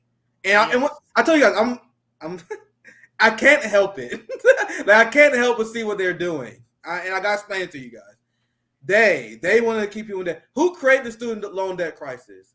And then she's implying that Democrats are the answer to this. And then what MSNBC has been doing the last few days, which has been extremely weird to me, they was pretending that this student loan debt cancellation is a giant thing. Like, this is it. This is it. We solved the problem. Joe Biden. So you guys see how they talk about a good issue, but then they also propagandize the shit out of it in the way they report on it. And then a lot of people don't even pick up on it. They're here to announce the student debt crisis is over. Joe Biden did it. Vote Democrat. Even though Joe Biden there's still people in debt. College is still not free, so more people are going to be in debt. This is why everyone be calling this crime. This is literally nothing in terms of solving the problems. But MSNBC is going to do report after report. I've seen this. I'm glad you showed it because I was going to mention it eventually because it's something I noticed. They are reporting this as if the problem is done. It's not. But go ahead, to your point, Nick, I wanted to add this segment in for today, and let me tell you what it was. Is that, and you're speaking to it. Have you noticed they're trying to act like the Joe Biden presidency is great now? Yes, that's exactly. It's so many different ways they're coming at us with saying that Joe Biden is doing great. Don't believe these polls. These polls that all of a sudden he do the student loan debt 5 days ago. Now they got a poll that tell us everybody's happy. Really? Like, really? Who did you ask? Who did you talk to? Who did you ask that quickly to find out that this is great? And all his poll numbers are up and all this other there. This is a coordinated attempt by the Democratic establishment with their PR arm, which is all of liberal media, which is like 90% of media, right? Coordinating this thing to get you to snap out and go, wait a minute, everybody's saying Joe Biden is great. So and what do people want? They want to join the team that's winning. Oh, they say it's great. Okay. Then it's just me. What's my life going bad is just me because it's great everywhere else. That's what they're saying. but that's what they're doing. Like the 10K will not do anything at the interest. You guys are still going to have to pay back. Like it's literally nothing. Like it's just. I'm glad you mentioned that. It's literally nothing. You guys gonna have to pay that shit back tenfold. You know what I'm saying? And like this is this shit is stupid. Like we shouldn't even be talking about this because we shouldn't even have to have any type of debt for the police. Like what kind of society put their goddamn people under debt? What kind of you telling me capitalism works? What damn near half of the nation under debt? Nobody can afford a $500 emergency. But capitalists are saying it's the greatest system. Forget the Indians dying. Forget the indigenous people, us murdering them. Slavery, slavery, whatever. That's okay. Paying women less, all these things. But capitalism is great. Can I share something really quick with you guys? I saw this literally like probably like a year and a half. JB, I'm gonna be real quick. Do you mind if I say one more thing and then you share that? Do you mind? Sure.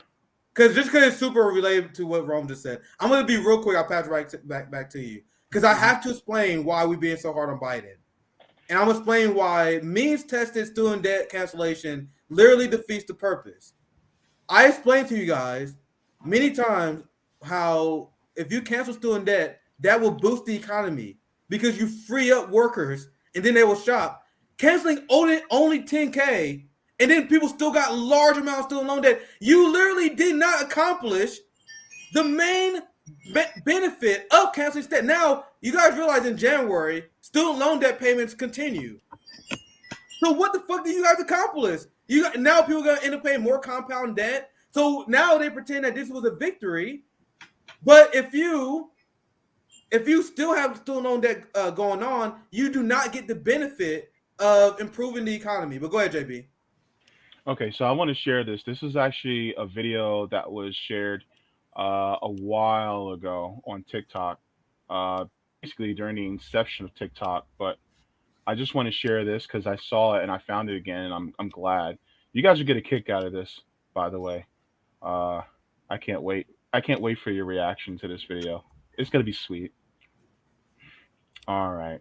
So I retweeted this and I said, if they forgive all student debt and make college tuition free, they can't lure more people into being cannon fodder for the military industrial complex. Can't be imperialist without soldiers. And let's go to this video. Hey, Omar, if you could say one thing to your recruiter, what would it be? Fuck you. Hey, word. If you could say one thing to your recruiter, what would it be? That was fucking bullshit. Hey. If you could tell one thing to your recruiter, what would it be? Fuck you. If you could say one thing to your recruiter, what would it be? Hope he dies. Hey, if you could say one thing to your recruiter, what would it be? Why the fuck did you lie to me? If you could say one thing to your recruiter, what would it be? Thank you very much for the job opportunity. Hey, boss. If you could say one thing to your recruiter, what would it be? Why didn't you do that airborne? Kingston, one thing to your recruiter, what would it be? Good. Hey, if you could say one thing to your recruiter, what would it be? Thanks. If you could say one thing to your recruiter, what would it be? Fuck you. If you could say one thing to your recruiter, what would it be? You're welcome for my service. So basically, a lot of these young men that you saw were likely 99% were probably from working class background. Because guess what? That's where the military recruits people from.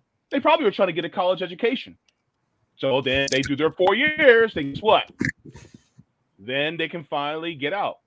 But then once they realized, oh shit, I messed up. I shouldn't be here. And now they're saying to military recruiters, F you, because you lied to me. So this goes to show that, yeah, just like what, all of us agree, you should just be given a free education. We did it before. We can do it again. And here's the crazy part. People will lie, will go get pissed off about canceling student debt, and yet we have high school tuition free. Make it make sense. Make it make sense. right? Like, okay, look, and I said this before, and I have no qualms about saying this again. If Sally Mae could, they would make pre-K little kids pay student debt. Yeah. Exactly. They already make them pay for their lunch. But and one of the reasons why I'm like, we're not giving Biden no W's. No W's over here. Why? Like, let's go back to student loan. Like, what is one of the reasons why, you know what I'm saying? Who is one of the reasons why you even have student loan debt? Because of Joe Biden. Bankruptcy bill. Yep. So why in the fuck would I like? Oh well, you fucked up my life. You put me in debt. Thank you for the little help I get. But nigga, get rid of all of it, bro. Get rid of all of it. That's the only time you guys should be saying, "Oh well, this is helpful. This is a W." You know, this is an L. And you guys look like idiots sitting here praising this man, talking about. I had to talk to my sister-in-law because she's in a student. She got $100,000 in student loan debt. She poor as hell. I just bailed her out of jail. Like, what the fuck? She can't even. But like, she like, yeah, he talking about 10K and blah blah blah. I was like, did you actually read that? It's like, so how much do you pay in interest? You know what I'm saying? Then you got to pay this and that. I'm like, yeah, that ain't shit, bro. It ain't shit. So don't even think about it. Let me explain how it's social control. Because if you're in debt, guess what you're going to be doing the rest of your life? Working to pay that debt off to capitalists, propping up capitalism. So them keeping the debt on you helps capitalism stay propped up. And they don't care what it does to you and your family and how the stresses it causes on your body. They don't care. They have medicine for that, to put you out a little while for that. They have medicine to treat the things that you got because of capitalism. Capitalism provides medicine for that. And then they provide medicine for the side effects you're going to get for the first medicine. We're winning. We're winning here. Go ahead. Just to also point to what Rome said earlier about Joe Biden and point to your point, CJ, about Joe Biden, author of the bankruptcy bill. He doesn't want to cancel all student loan debt because then that was his legacy that he was wrong. Yes. About doing that. That's exactly what. Want to ruin his legacy. That's such a perfect segue. That's such a perfect segue because you guys realize that we was only at the first part of this story. So that's actually a perfect segue to the next part of this story.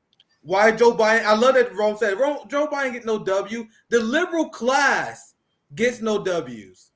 We're gonna get to the conservative. We already roasted the conservative. Now let's talk about the liberals. Now I'm kind of nervous. Hopefully we don't get pulled for doing this. Now this is the part where Jill Stein is vindicated, right? Because what did we just talk about? MSNBC. We're like, oh my God, Joe Biden did something historic. He canceled a little bit of student loan debt. Now Jill Stein once again vindicated because let's talk about John Oliver, someone who does decent segments on decent stuff, but he's like other liberal intellectuals, a giant gatekeeper. So I really hope our YouTube doesn't get pulled for me showing you guys this. It's a short clip from Twitter. Hopefully they don't catch you on the algorithm. But you have John Oliver that was attacking Jill Stein because Jill Stein said she wanted to do the same thing that the same liberal class is now praising Joe Biden for. Very interesting. So I know if you guys got questions, let me play the clip and you guys see exactly what I'm talking about. And I'm going to show you guys what does it say about the liberal psyche. Now they want to pretend they was on the right side of history.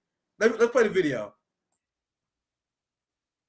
Comes to policy, we all know the devil is in the details. So how exactly is she going to accomplish her goals? And let's start with the plan that has been central to her candidacy.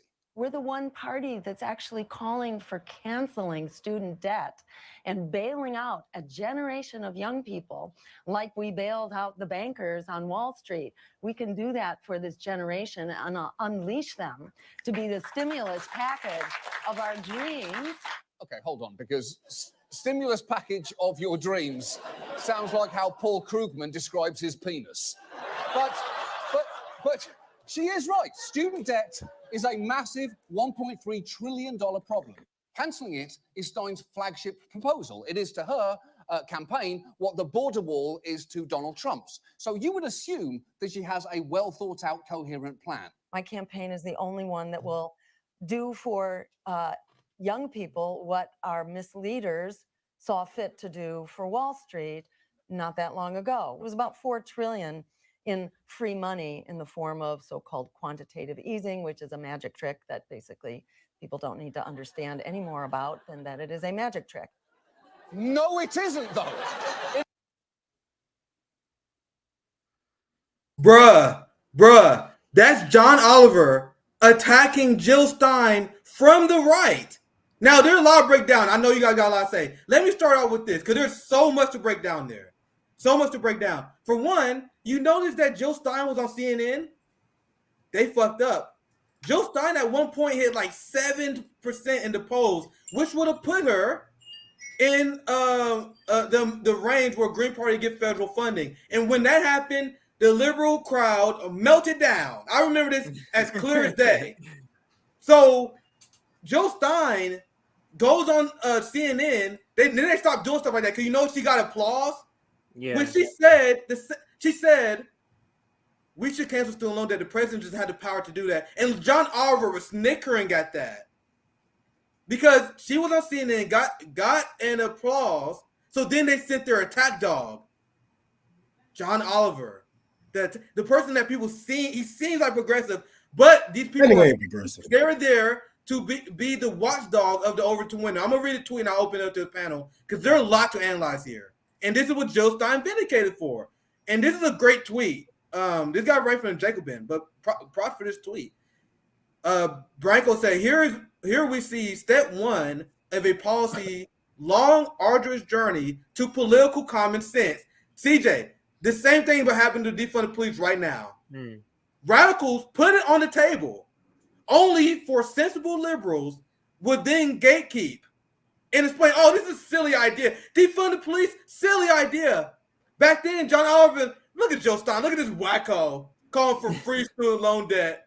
Now these motherfuckers on tenant, Joe Biden, it's so amazing. You guys see this shit? Now you guys see why we must call it the liberal class? We'll soon be at the final step where those gatekeepers take credit for it. Like they always done. Yep. And all our movements. Go ahead, guys. Okay. Go ahead. I want to point something out really quick because I said this and, I don't know. It got a little bit of traffic, but I said, seeing the crisis now, I think John Oliver owns Dr. Jill Stein. An apology is definitely time. Have her on. He better have her on. After that. He needs to have her on, and he owes her an apology because guess what? She was right. Just saying. So John Oliver, of all the political commentary, he's the one I know least about. I've never seen his show. I don't get why people would watch his show. From the thing is, he's sneaky, CJ. That I've he's seen. Very sneaky. Like I don't get his appeal. Sorry, CJ, but he's very sneaky. He actually did a great segment on defund the police and on the police state. Like he actually out everyone in the mainstream media. Once again, you guys see my criticism. He actually would do like reporting on every once in a while, like on corruption. I'm like, I actually don't see this a lot. Like you're not gonna see that on Bill Maher, you're not gonna see it on CNN. But then he does shit like this, and that confuses the shit out of people. So he does a thing with, oh look, I'm like Bernie Sanders, I'm a good guy on some issues, but then there's the establishment red line, and he's here to gatekeep that red line. The same way he was there at the time where Jill Stein was attacking Hillary Clinton to the left, talking about cancel student loan debt. He was there to like, look at this crazy person at that time. Now that the Democrats all for student loan debt, he's not going to do that. But his job is to make it seem like, oh, Democrats, where they are at the Overton window is cool, right? And I may talk about some issues that they're not going to solve, but that's a solution. And they attack Jill Stein, even though she is right, and the Green Party and radicals, even though they're always right. I'm gonna give you guys another example: the Green New Deal. You guys want to know who created that? That was the Green Party. AOC and the squad stole that, and then they watered it down and turned it into an imperialist version of it. And I have a lot of criticism of Howie Hawkins, a lot of them, which I shared on the show. But one of the reasons why I invite him on, and I still have somewhat respect for him as as an historical activist, his time in UN organizing, healthcare activism, and he was one of the chief people that wrote the Green New Deal. Him, Stein, and a lot of old school Green Party activists. So they were the one that put out the good idea of ending U.S. imperialism, ending that it was an anti-capitalist policy. Then the squad came and watered it down, and now it was like, oh my god, this is a great idea. Even though the Green Party started out first, they were like, fuck that shit. This is what liberals do all the time. Yeah. They hate on the people to their left, and then they take their things in a couple of months. That's probably what's going to happen with defund the police. They're going to keep funding the police to where, and these shootings are not stopping because they're not deterring future officers from shootings. Then white people start getting shooting. They're going to be like, okay, it's time to defund. We're going to be sitting there like, nigga, we told you this 10 years ago. No, it's too late now. Talking about? Like, yeah, like, so that's how it is. That's just how it is. But we're hoping that we're able to push defund the police to where it's done before that. Pass it back. Yeah, Oliver, he got a show. I don't know. It's national TV, right? He got a show for a fucking reason. No, I think HBO or something like that. They're not gonna let somebody like, you know what I'm saying, like us get up there and just be straight up radical every fucking day. You know what I'm saying? Like he gotta play. Everybody does their part. Everybody does their part in this political theater, right? Everybody has their propaganda to push. And his is to make sure that these liberals have, you know what I'm saying, have a space to go to and a comedian and whatnot, to make them feel comfortable with their racism, for real. That's what it really is. You know what I'm saying? Because all these problems that they be attacking, it really hurts the black and brown communities. You know what I'm saying? Right now, student loan debt, even credit card debt, whatever the fuck it is. It crushes our community. If it hurts the white communities, if it hurts the middle class, think about what it's doing to the poor communities, right? And this is what they're doing. They just want to feel comfortable with the little racism and all that bullshit, all that passive aggressive bullshit. I wouldn't even, if I was you, I wouldn't even accept the apology. I just tell them to eat my fucking asshole, bro. Because I've been out here. We've been out here for generations. You're a fucking comedian. You know what I'm saying? Not to say that you are you know what I'm saying, that people you're not smart or whatnot, but stay in your fucking lane, my nigga. I've been writing bills before you was even writing your punchlines, man. Get the fuck out of here, bro. I won't even accept this his punk ass. People, we're so such a center right country that anybody who's center, maybe John, whatever this guy's name is, maybe he's center, that's seen as right. But just to your point, Rome, to your point, he would not be on TV if he was like a Marxist. He wouldn't be on TV. He's the reason he's on TV. And he's playing the same role that some people play, like the David Sorotas.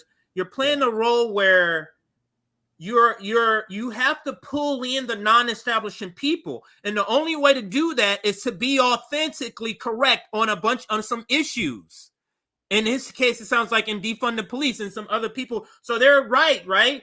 But then they're always off on other issues. And you just go, but they're off on important issues. Like Marianne Williamson is off on like war, off on like imperialism. Like, so that's their role. In order to draw you in, they have to have those like and what's the use of speaking on this shit, right? Lift up these issues. Go ahead. Like people get on us all the time. Like, you guys should, you know what I'm saying? Like, you talk about being activists and doing this and that. We want to see you guys out here, right? We get the fuck out here. You can't just speak on these things, man. And that's another reason. That's another thing. You know what I'm saying? Like, they will let him talk about these things, but him actually moving forward to those things. You know what I'm saying? Getting people together who believe in defunding the police, giving them a voice, giving the proletarian a voice on his show. Somebody like us, somebody from the streets. You know what I'm saying? He would never work to those actions. That's not what they're about. They're just about recognition. They're just about recognition. You know what I mean? They just want to his accent not even good. Somebody said it's the accent. Picture and then just go away. Not really actually make it happen. So I actually have, I have one more part, my last part of the story, which also puts the period on the whole ruling class hates workers. Because I told you, everyone's about to get it. We just gave it to the liberals. Now let's give it to the conservatives. You guys know how our being raw. Some people hate it. They're like, you guys criticize my favorite person, my favorite politician. You guys know how we roll. Now it's time to get the right wing Now I'm gonna show you guys why the capitalists hate the workers. Here's a quote from Ted Cruz. And I don't understand why anyone believed. And I've seen idiots say stuff like, "Oh my God, because of COVID, we gotta vote for Republicans." These motherfuckers are the biggest class warriors there is. Anyone who advocates for that is a moron. I'm not playing no games with that shit. Anyone who's endorsing Ron DeSantis, anyone who pretends this party is anything other than class warriors, you are a clown. Are we clear? So here's Senator Ted Cruz. He says there's a real risk Biden forgiving some student loan debt will help the Democrats in 2022 midterms. Oh, God forbid the government does something for workers and the workers respond. Not saying that Biden did do that. I'm talking about in terms of the argument's sake. But look what he said. And this is the part that shows how much the ruling class hate workers. If you are that slacker barista who wasted 7 years in college, if you can get off the bomb for a minute, it could drive up turnout. Guys, Starbucks and coffee shops, they are literally some of the most important establishments in our market. Once again, capitalists are unserious. These are people who provide energy for the workers. And they have some of the hardest jobs. I could be a barista. Have you guys ever known? Bro, that is a hard coffee drinkers. Straight up. Coffee is disgusting any fucking way. But you fuckers are way more disgusting. And I especially you, don't talk to me unless I have my coffee. You people are the most horrible people on this fucking planet, and you treat these workers like shit. You treat these workers worse than their worse than their bosses do. It's bad enough they got to put up with your non-tipping ass, but you rude, and you don't even like. I hate coffee drinkers, bro. I have a real bone to pick with them, motherfucker. Yeah, and before you guys start, I saw one comment. That's not me praising Starbucks. I bashed them as a company, but I'm talking about. Let's think about the role of the workers. The role of the workers. Whether you like coffee or not, I personally I'll go to the place and get tea. That's my thing, right? But whether you like it or not, workers in the morning, what do? They go get coffee, right? Then they go to lunch, they get coffee. That's an important role of a society. The people who provide energy to the people who provide the production. It's an important work. Now let's go back to the tweet. Look how dismissive Ted Cruz is. And you see this even on Tucker Carlson, quote unquote, the friend of the workers, where they attack baristas.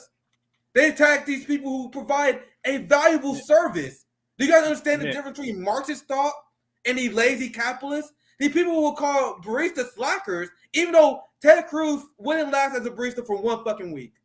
It's a hard job. Matt, I know friends that used to work at Starbucks during prime hours in Overland Park, in our busy business community in Kansas City. You're on your feet taking orders multiple at a time, have a boss screaming at you. You got to handle rude-ass customers. It's a hard-ass job.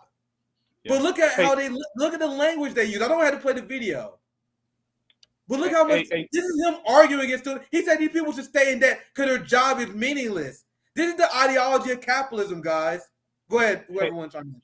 Hey, Nick. When you talk about bring it back up. Share that screen again. Roll that beautiful beam footage. Let me see that again. I got it. All right. Okay. Because look, when you're talking about Ted Cruz, you have to make yourself sound like Ted Cruz. All right. Me, if you are the slacker barista who wasted 7 years in college, if you can get out the band for a while, it could drive up turnout. Me. If you watch the video, that's literally what it sounds like too. Yeah, me. That's Ted Cruz. That's all you got to do is make that. Man, I worked for Wendy's, and I know, I couldn't take it, man. Hundreds, if not thousands, of people a fucking day, man. Rush hour. He could not take no rush hour, no lunch hour. He can't take it. He will walk out that bitch crying for his fucking mama, bro. Like that. These jobs think they meaningless, but watch them. Watch what happens when the people just stop. Wait. You know what I'm saying? What happens when you guys didn't want to pay the burger flippers $15 an hour? What happened? Oh, well, I can't get my burger. What the fuck? Of course you can't get your burger because they can't get no goddamn money. What the fuck you talking about? You ain't want to take care of them, so they took care of your ass, right? They got you together, and now you know better. And that's what the workers need to do on this shit too. Students, workers, everybody need to stand in solidarity and just stop. Just stop. Don't even think about going to the military. Let me play a couple of clips from, since we're talking about the conservatives' point of view. Let's just hear. Oh shit. Let's just hear some of the rationale behind this shit. It's gonna be 3 short clips. Each clip is like a minute long, but there's 3 separate ones. All of them are from Fox News. So let's start with this first one. This is Will Kane. I mean, it's just so illogical. Some of the stuff they say just does not make any sense. So, but let's listen here.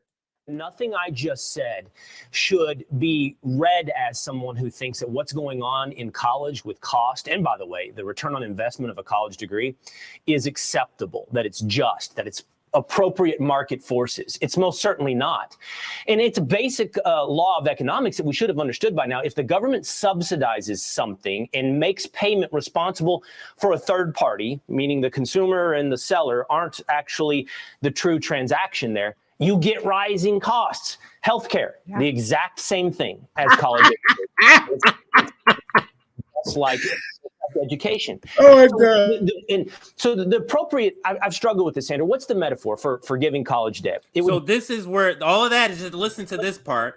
And I hope you caught the headline. Biden's loan handout could cost taxpayers $300 billion. Now listen to his analogy to student debt. It would be like someone who is addicted to heroin, who is going through horrendous withdrawals. And there's a certain person in the room who says, well, only thing we can do to do away with these withdrawals is give them another bump of heroin. So this bill would only serve to hurt the long-term equation, which is it would rise the cost of college once again. Then the forgiveness down the road has to be bigger and bigger and bigger, to your point. And not only that, remember at the very beginning of the stream. Oh God, that was terrible. Go ahead. Remember at the very beginning of the stream why you beginning the segment that is why you very strong language. I told you guys capitalists are fucking morons who don't understand how market works. He was like, well, if you forget that, they're gonna drive up costs. No, what drive up costs is capitalist greed. Nothing I just said. Sorry. Go ahead. Capitalist cost is increased by capitalist greed. If you cancel debt, people will have more spending money. How do you guys think markets work? If you have more spending money, more people can invest into businesses. Businesses will grow. Wages will, according to their logic, wages will increase. This is very basic. What I am explaining to you is what studies say. When you see all these studies that student loan debt cancellation will boost the economy, I read them because I'm serious. Capitalists have no idea how this world operates, and that's clear by his statement. But anyone want to chime in here? But what about the heroin comment? What about the heroin that I don't get? It's like a heroin that's addicted to heroin, and then the bump is the forgiving the debt. So what is the heroin then? And he got his drugs mixed up. Bump is the goddamn thing. Goodness, what are you talking about? I hope you ain't smearing no heroin shit. How would he know? There's also a point I want to introduce, and then you can play this clip. Do you guys see how the two-party duopoly operates? You guys see how the Republicans are melting down, even though there's still people are in student debt. What the fuck are you guys? There's still people in student debt. So you guys see how the Republicans, they're here to give the illusion that Democrats are the left because they benefit from this false red-blue divide. Right. So even though Joe Biden didn't actually cancel all student loans, I watched a few segments. You guys are seeing the clips. They are pretending that Joe Biden made college free. They're pretending that all student loans are canceled because their role in this duopoly is to legitimize Democrats as the left wing, and their job is to be the right wing. But you can go ahead. I just want to add that point before. Right, and you just think of their reaction of crumbs. That's so you won't even think of doing nothing real big, because look at their reaction to him doing something that is on the level of giving crumbs. But let's listen to this other just terrible clip. Yeah, like what the fuck? He didn't even have to like. If to be real, he could have attacked it from the left and just made them look like dumbasses and be like, "Look, this actually does nothing for the students." Blah blah blah. It's gonna cost the taxpayers more money. Dude, where were you guys at when we just bailed out all these fucking corporations last year, 2 years ago? We're giving billions of dollars to fucking Ukraine.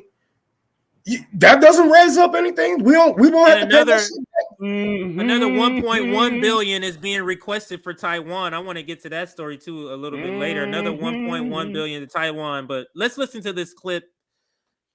I love that. I love that. Congratulations, Peter. Team coverage continues. Fox Business's Hillary Vaughn with a look at the perks keeping people at home. Hillary, how much are we talking about here?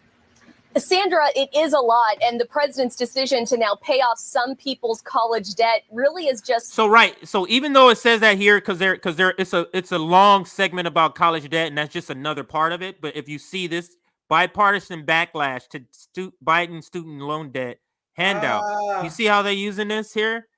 So they just finished a part of this segment, and now they're going. So it's still student loan debt, even though they changed what it said there.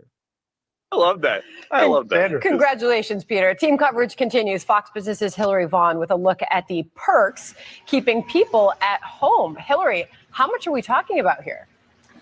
So they're saying that the student loan forgiveness is another pandemic perk. It is a lot, and the president's decision to now pay off some people's college debt really is just the cherry on top. Dodging debt is just one of many pandemic-era perks that seem never-ending, and it's also making it easier for people to be super picky about whether or not they have to go back to work. And that is a problem because businesses are having a hiring crisis. 64% of business owners reported trying to hire last month, but a whopping 91% of them found hardly any qualified applicants to fill the job. The Heritage Foundation telling Fox Business that lots of factors. You see how they just throw in the Heritage Foundation? Are playing into this, including the original $600 a week bonus. Capitalists are still mad about that. They're still mad about that. This is not an old story. This is new. They're still mad about that. Unemployment insurance benefits that lasted nearly 18 months, other welfare without work increases, bad baseline policies on education and job training, and student loan payment moratoriums that's been a windfall of about $400 a month. Those extra generous programs that many cashed in. Those are extra generous as we're in an inflation. Windfall? I have something very funny to share after this. But I'll wait till the video. Let me finish. Let me finish. After the video. And on have paid off. According to the U.S. Chamber of Commerce, Americans collectively have stashed away $4 trillion overall into their savings since early 2020. It's all about the government just giving people stuff. I mean, it's all about the government playing Santa Claus. And that's exactly what this bill is. More and more free stuff from government as if it's somehow manna from heaven. And it's not just the extra cash that's keeping some young people on the couch. High inflation is eating into already high wages, making work less attractive. But even though the president says inflation is his #1 priority, he still moved forward with the sweeping loan forgiveness that some economists say will only make it worse. But interestingly, Sandra, high wages that businesses are being forced to pay so they can try to entice people to come work for them is also working against them because the U.S. Chamber of Commerce says about 27% of women say their spouse is making so much more now that they don't actually have to go back to work. Sandra? Wow, Hillary Vaughn on all of that. Never got leverage. That entire clip, like literally every fifth word, we could have been like, this is a fucking lie. Like, bro, and you guys wonder why everything I cover is based on the class war because they do it. That's a class war segment, but go ahead, JB. Yo, I got a song for you. Why you always lying? Why you always lying? Oh fucking lying. Oh my God. That was terrible. That was terrible. Well, people, they talking about, they gave out a couple of $1,000, you know what I'm saying, to some people. Nobody's gonna quit their job for a couple of $1,000. Have they seen rent lately? Have they seen rent? That PPP loan. I mean the couple of thousand we got from Trump. And the 600 we got from Biden wouldn't even cover you guys' rent. Like that's no. But the Like, reason they're getting mad, but you saw at the end of the story, it's about workers, and this is great for the title and why we picked this. This is about workers, and this is workers ain't coming out for these low-paying jobs like they want them to. It's still 11 million job openings. It's not going down, even though they're putting in these austerity measures. They're not working. They're not pushing people to these jobs. So they're people upset. have been, and you know what? They act like these handouts are the problem when we have been yelling the problem the whole time. We want better pay. We want unions. We want, you know what I'm saying? We don't want these motherfuckers making profit off of us. We want to, you know what I'm saying? Like, this is the problem. You know what I'm saying? You guys, you bosses, you don't take care of your fucking employees and you get a bad rep. So now the whole town know not to work for, you know what I'm saying, that Wendy's, that Jack in the Box, whatever, because it's bad management. You guys have been managing this whole thing wrong. And there is like all of this is nobody's fault but you guys, but the governments. And all these people talking about, oh, well, they just want free things from the government. The government plans Santa Claus. That's the government job. The government's job is to take care of its citizens. The government job is to play God of some sort to make sure that the people live and have housing, education, et cetera, right? So what is the use of having a government if they do not do anything for the proletarian? Then we should all come together. If that's the case, if you say the government, you don't think the government should fund anything, right? Well, you should come with me and just overthrow them. Because you feel like they shouldn't have to feed or house the proletarian, then why are they there? I feel like they don't house or feed the proletarian. Why are they there? We have, you know what I'm saying, we can come together and just do it, but you won't do it because you know you benefit off of this bullshit and all that little propaganda that they be speaking. I can't believe people actually watch Fox and take that shit serious. You can't believe now you guys, after seeing that segment, do you guys think my words were too harsh in the beginning of the segment now? Why I said capitalists are fucking idiots and morons. I see this stuff, and that's why you guys wonder why I'm laughing so hard. I literally find it hilarious how dumb they are and how they don't understand. Like when I see this propaganda, they are so desperate. And then I realize that this shit works on millions of people. And I'm like, yeah that's where RB and Stein to the United States come from. Because I realize there's millions of people who watch this, and then they're like, you guys are too radical for advocating against capitalism. And now I'm gonna show you guys why I love the fact that you play that clip, CJ. It's literally perfect for the last thing I need to share. Literally perfect. Literally the perfect thing to share. Because I'm gonna show you guys how serious these fiscal conservatives actually are. You saw them melt down at student loan debt. But look at their headline and compare it to the military budget funding. That is more. It's literally 33% more. My math right? Is that right? 33% more? Something like that. You guys know what I'm saying. It's more. So they just wrote, you see the neutral headline, CJ? This is why you got to dissect every line, every headline, because the propaganda to me is glaring. Look at this. The first headline, Senate approves $778 billion, no zeros, billion military funding after delay. After delay, God damn it, why you guys didn't do it faster? The NDAA passed through the upper chamber with overwhelming bipartisan support. CJ, you guys, that's why I love that bill. You guys see student loan debt relief, overwhelming bipartisan, people are against it. $778 billion, they make it the idea, well, it is true in Washington at least. They're like, well, it's overwhelmingly bipartisan. Now look how they report on student loan. White House refuses to say who will pay for Biden's 500,000,000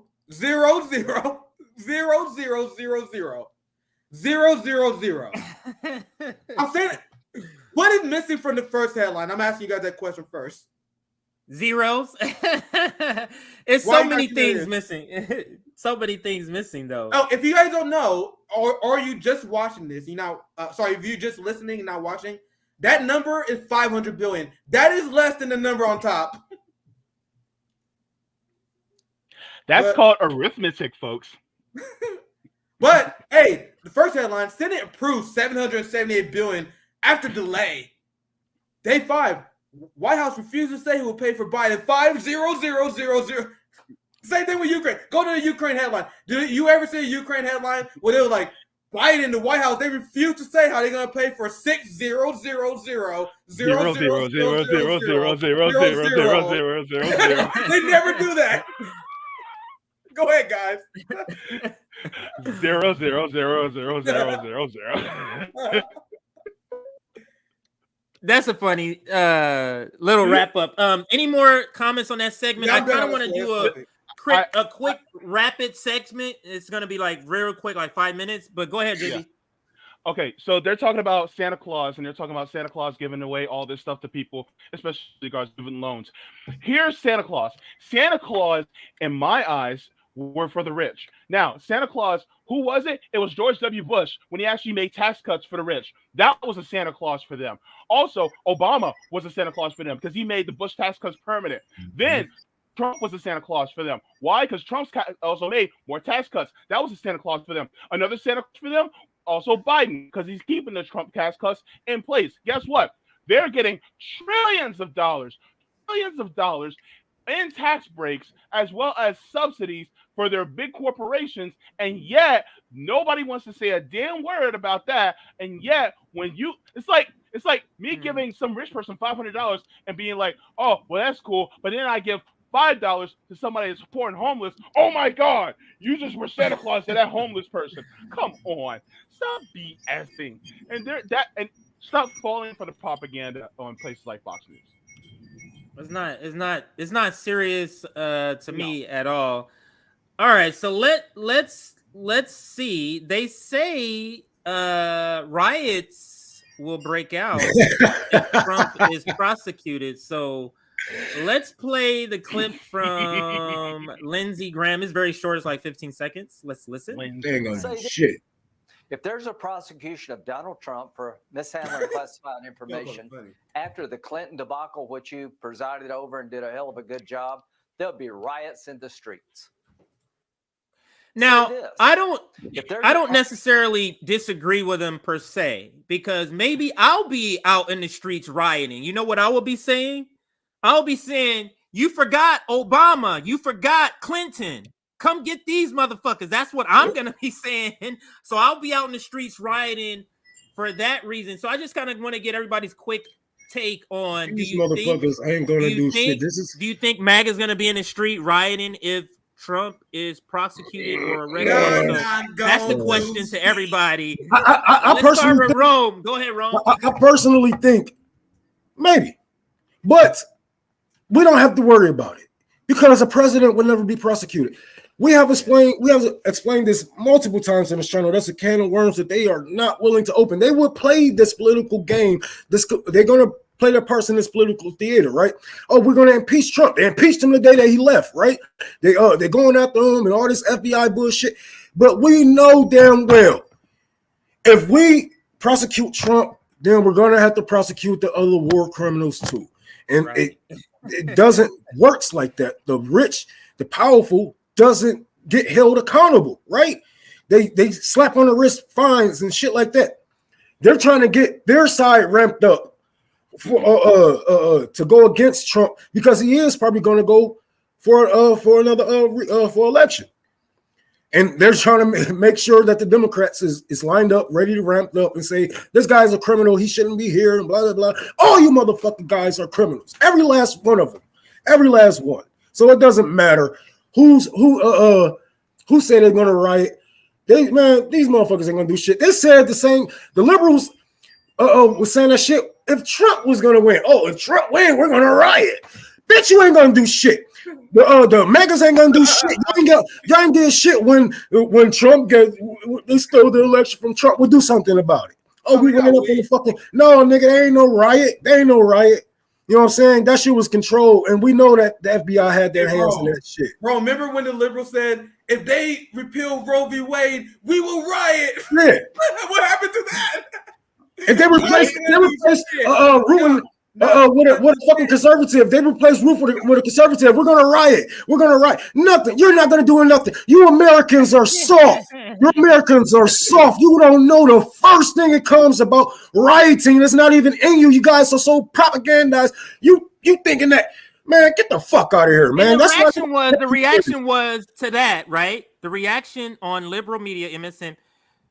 Lindsey Graham calls for violence if Trump is. I was like, what? He didn't say that.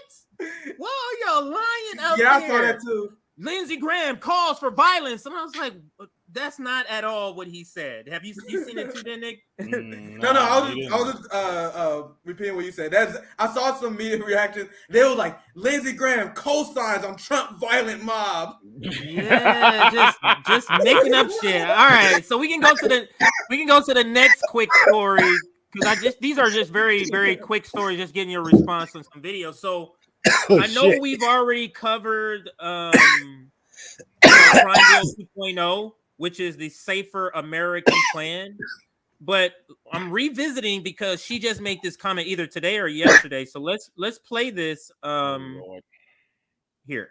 When the president speaks about guns tomorrow in Wilkes-Barre, is there a new policy he's going to be laying out? What can you tell us about what he's going to say on that issue tomorrow? I have some preview for you on this. So tomorrow, President Biden will be what the hell? Traveling about his Safer America plan and the simple basic notion that when it comes to public safety in this nation, the answer isn't to defund the police, it's to fund the police. He will highlight how his plan would invest 100 more cops for effective, accountable community policing that builds public trust and strengthens public safety. And as part of the American Rescue Plan, you've heard us say this, that the President Biden signed into law last year. We sent $350 billion to local governments to keep cops on the beat. And in contrast, every Republican in Congress voted against the funding for law enforcement. And Donald Trump cut $400 billion from his budget for state and local law enforcement. So the president's going to talk about how he brought the Democrats and Republicans together earlier this month to pass Black Lives Matter. You did it. Safety law in 30 years. He'll talk about how we have built on that momentum and how we must act on ban assault weapons. You'll hear that from him as well. So again, a majority of Americans support this when we talk about banning assault weapons. So I'll pause it there because the part I want to zero in is her. And you don't think, she like all press secretaries are bad because it's a bad position. She has been terrible at this job. Oh, yes. And no one wants to say it because she fits a whole bunch of different categories. Yeah, but Black she woman. has been absolutely terrible at this job. Okay. And then you know how terrible it is to have a black face say we don't need defund the police when it's not even needed. It is not needed for you to say that. It is a specific point that she has been told to make, that it's not about decrusting, it's not about defunding the police, it's about funding the police. It's not needed. Just talk about it. You don't have to make that a point. You're making that a point because this is the new version of the Southern strategy coming from a black face. Go ahead. Congratulations, Black Lives Matter. You did it.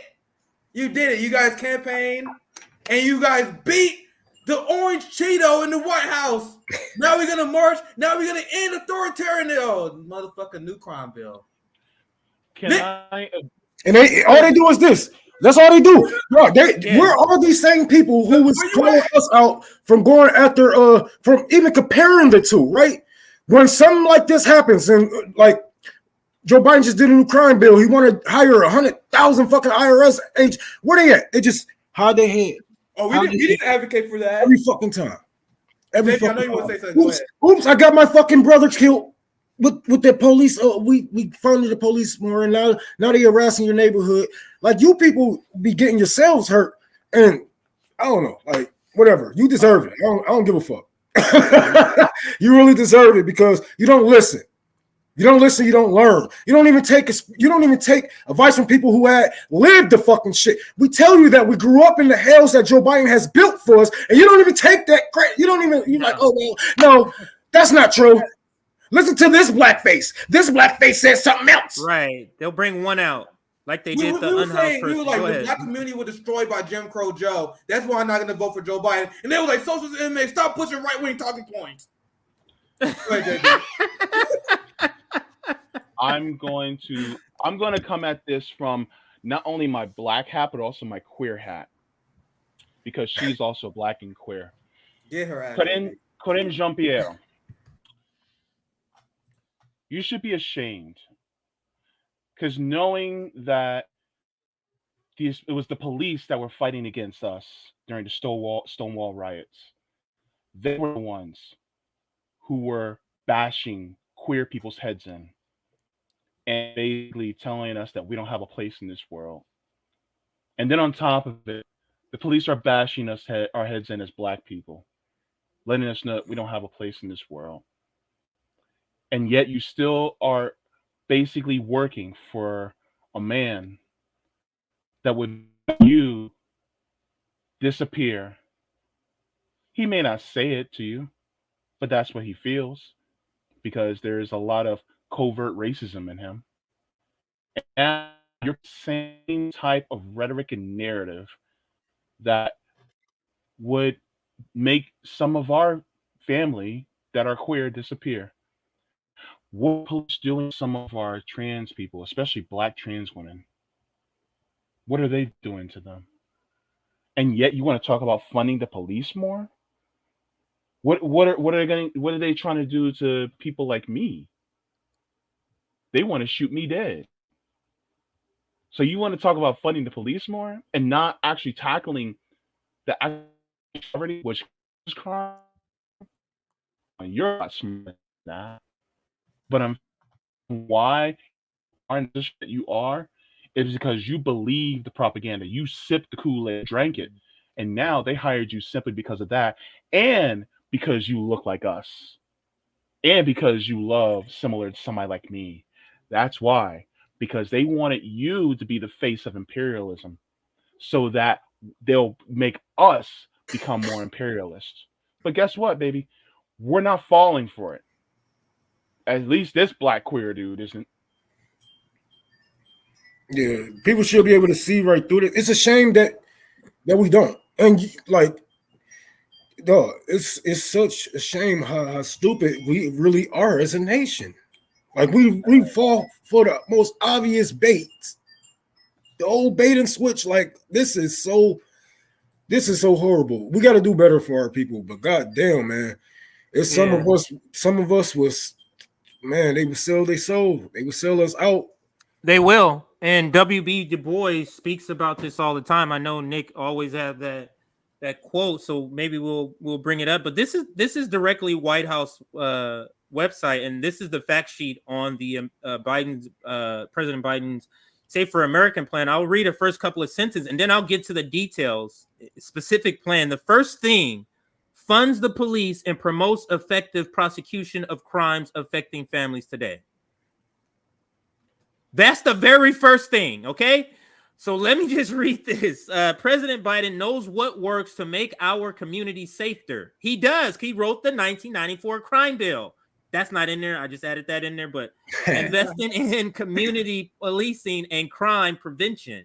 Got them niggas. That's exactly what he did. 1994 crime bill. We need to fund police who walk the beat. 1994 crime bill. Know the neighborhood. Are accountable to those that are sworn to serve.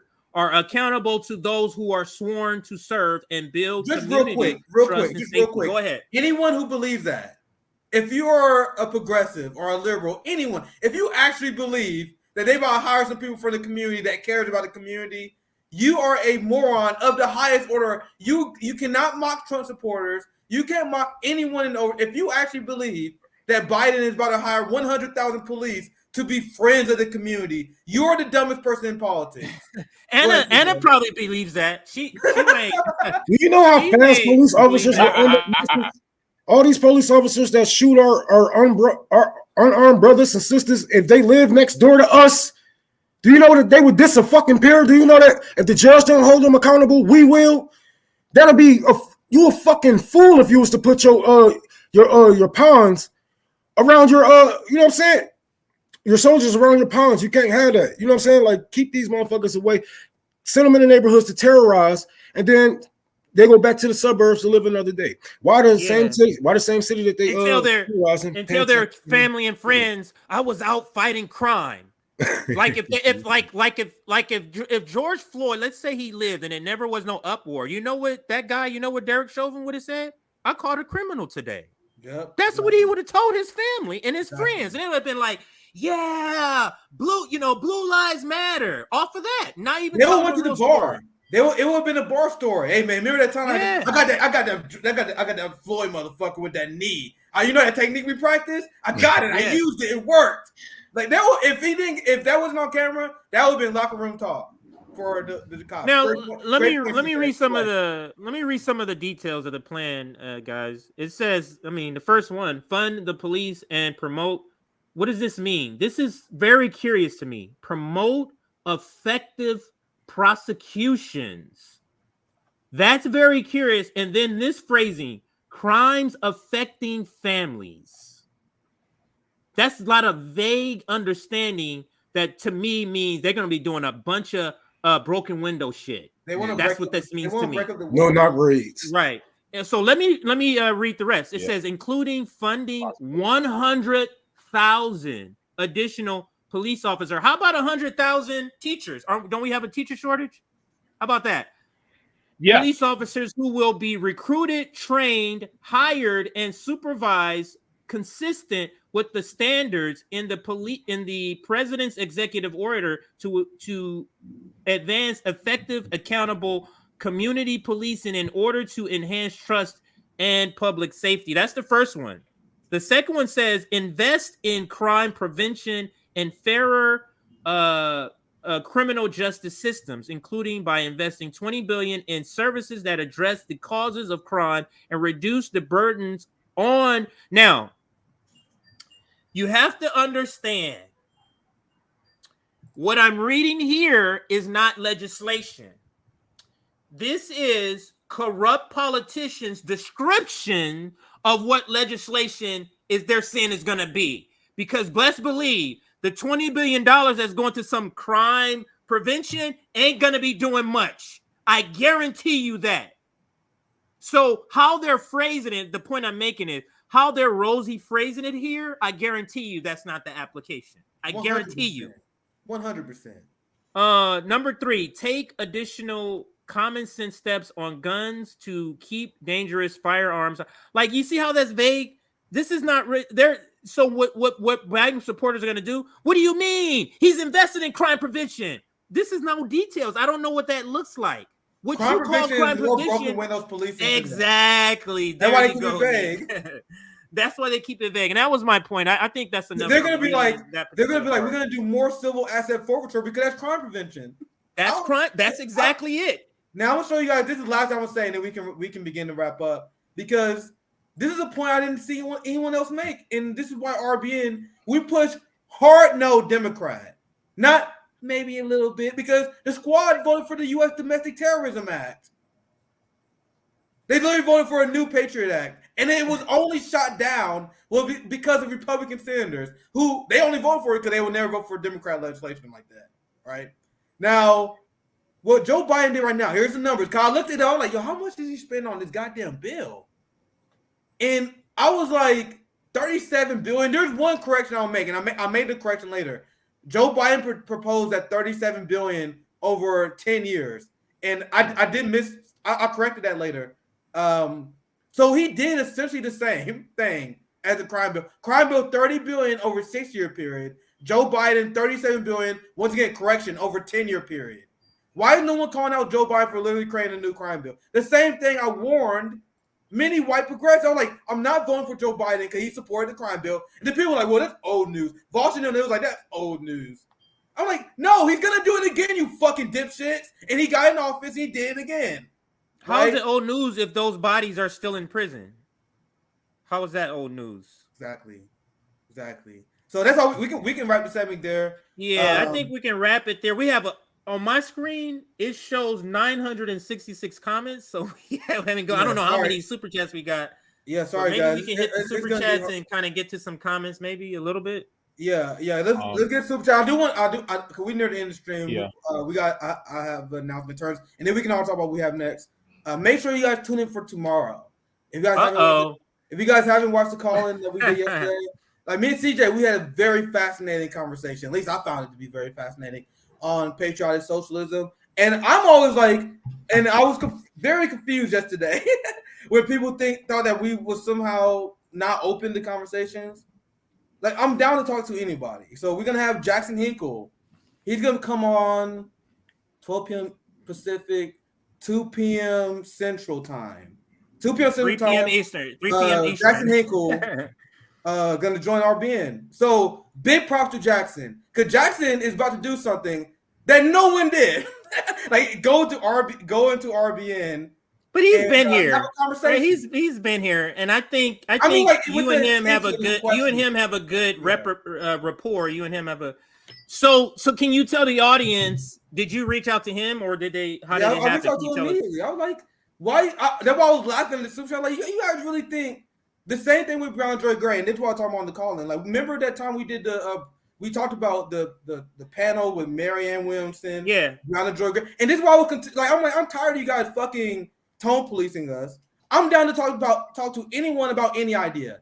In the same way that we criticized Bree for being on that panel, we criticized Marianne and Katie and all those people. Then Bree later reached out to us and went to you and Sabby, and you was on our call-in show. That's how left dialogue is supposed to work, guys. And that's a message to the 10% of the Hinkle fans. Let me just add too. In the background, a lot of these people are in our DMs, okay, and they don't know, like the stuff with Bree. Bree was in one of our DMs, and we was sending Bree the videos. We wasn't trying to avoid anything. We was sending the video in the DM that Bree is in. So there's a lot in the background that's happening that you simply don't know. But I think yesterday the call for Jackson, I think that was literally his people. That was literally people who like Jackson who was saying have him on, because it's like, why y'all have him in the picture? It's like, motherfucker, I have Jank in the picture. I have Anna in the picture. I have all these people in the picture. And you have never said nothing about over 500 videos. But then we get to Jackson. Now you have, why you don't bring him on? Like, these people, I don't take them serious. I just don't. Yeah, and the thing is, I didn't take them seriously either. But the criticism I disagree with is with the idea that we can't talk about patriotic socialism without. He don't own that idea. So I feel like we can talk about him and his politics. But I do. Let me say this. I'll pass to you, Ron. I do agree. It is bitch ass shit to talk about someone and not want to invite them on. I do agree. That's why I was like, you guys are jumping the gun. I want him. Soon CJ said he was going to do this stream. I'm like, all right, I guess I got to talk to Jackson later. That was like, I'm down for that. So go ahead, Ron. No. I was just agreeing with you. And yeah, it's a couple of things that we got to clear the air with, man. Just like some propaganda is, and you know what I'm saying, basically connecting on the left here. And we're gonna have to work this some solution, or we're gonna have to fight about it either way. So we're gonna have to talk about it before anything, right? And see where everybody heads at. You know, it's not gonna be like a shouting match. Hopefully not. But you know what I'm saying? Yeah. With the introduction of R being here, I really need some of you guys to get used to barbershop talk. I don't know how. Once again, I don't know how many times we had to qualify that conversation, but the amount of people that was like, "Oh my God, you're trying to cancel." I literally said, like, bro, I don't even care if it's patriot. We literally just talking about the idea. So what we're gonna have on tomorrow, I'm not gonna tone police them. I'm gonna match his level. We're gonna have a conversation. I think it should be educational. I just don't. Okay, let me just say, since I'm not gonna be in an interview, I want people to know, what I think, and that is, outside of just literally just kind of him saying his point of view and he's saying his point of view, like, I don't see what the point, unless there's some sort of, so not to say that there's no point. Let me rephrase it a different way. I don't see this as a debate, because a debate is saying socialist patriotism is the only way, and everybody has to do it, and then you're saying no, it's not. If you're just simply saying, he's saying, I'm a socialist patriot and it is a thing and this is why I am one, and then you are saying this is why I would never be a socialist patriot, like, it's just really just a conversation about your own point of view. It's not really, and it's something that we should discuss. because it will, like it or not, it will draw some lines in the sand for a lot of people that's on the left or trying to move over to the left. A lot of people thinking like, well, you know, a lot of people, a couple of Jackson viewers come over to my show, and when I explained to them what being woke was, they was like, oh, well, okay, well, I guess I was wrong on that, you know. But I guess, yes, you were wrong because you are taking the definition of woke from a white male. Like, come on, like I'm not trying to discredit the man, but he is a middle-class, rich white male. He don't know the first thing it is to be woke. You know, black people, we coined that phrase because of the simple fact it was people that was selling themselves out. You know what I'm saying? Selling our communities out. You know, not even being aware to what's going on to their surroundings. Why is their neighborhood drowning in poverty? Why is crime up? Et cetera, et cetera. That's what woke meant. Like waking up to your surroundings, waking up and being aware that the government wants your black ass dead. So, you know, I don't know. We're gonna have to talk about a couple of things. But Jackson, yeah, I'm gonna talk. Like the thing is, like CJ said, I agree with everything CJ said, and this is what we said in our stream. Like, how do you debate patriotic socialism? Either you're a patriot or not. You're not gonna mentally jujitsu me into liking the flag. I am interested in hearing his point of view, and if Jackson is able to come on RBN and answer all our questions and have a great performance, that's impressive. I'll be impressed. But let's see. I'm down. It's gonna be a good conversation. But go ahead, JB. Go ahead, JB. Yeah, I think the best thing for us, and you know, I think this is integral on the left, is, and I go back to what Michael Brooks said. He said, "Be kind to others, but be ruthless to systems and institutions." So, with that being said, having this dialogue and having it, you know, in a way to give him the perspective from a black oppressed perspective, I think, you know, and how we deliver it's all very important. But if we do it in such a way where it can appeal to, you know, his, you know, sense of anti-capitalism, anti-imperialism, to appeal to a sense of empathy, then it can also give him the perspective from our side as to why we may disagree with that. And it could be a teachable moment, not just only for himself, but also for a lot of his viewers that may share the same view. And I think that is good. And as long as we, as you know, because we may be correct in our assessment, but it's also how we flavor it, right? And how we present it so that it's more digestible for someone like him. And I don't mean to sound ageist in this way, but Jackson Hinkle is a kid. And in my eyes, if I had a kid at 17, kid would be the same age as Jack. Yeah, I was a dumbass. How old is Jackson? Dumbass. How old is Jackson? He's 22. 22. And that's why I say on my stream stage, I'm like, guys, I get Vanguard. I get the Vanguard and Jackson. Literally, he's my daughter. He's my oldest daughter's age who graduated college already. Literally. Literally, he's that. So understand, him saying he's a socialist patriot now, 10 years from now, he could be looking back. That was some dumbass shit I was saying back then. He's 22 years old, bro.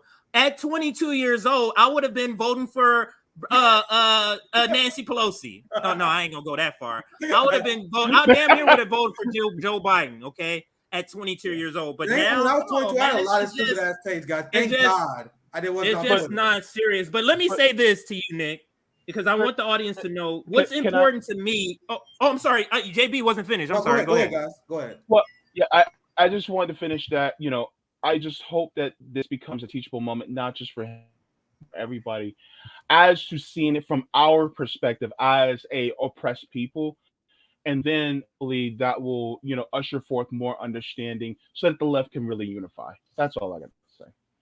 Go ahead, CJ. And I wanted to say that. I wanted to say that this could be, when you said it could be a teachable moment, it could be a moment of understanding. Is Kyle? I would phrase, because we're trying to understand each other and move forward. And this is showing the left, showing our audience how that's going to happen. We're giving them a template of how we're going to build a movement where people have majority overlapping issues, but there's a lot of issues that's not overlapping. And how do we address those and try to move forward? And that's, I think, is what I want to have done. Now, for me, moving forward, for me, the word woke and the word globalist and how they're being used is very, very problematic and extremely suspicious to me. And I would love woke to get on from that. a leftist. So this is what I'm looking to get from the interview, or not the interview, but the discussion you have with him. I need to get an understanding, or I need an understanding to be explained to him of what woke actually means. And if you're using it as a slur, like a conservative uses slur, you're telling me you're buying into that. You get what I'm saying? Like, you don't, just in the same way, like if somebody says I'm a leftist, you don't start using the word leftist as a slur, right? You don't start using leftist as a slur if you're a leftist. If somebody says oh, you're a leftist, but you're using it as a slur, woke leftist in a tweet. Like, so to me, that makes me wonder how conservative, where are you at conservative?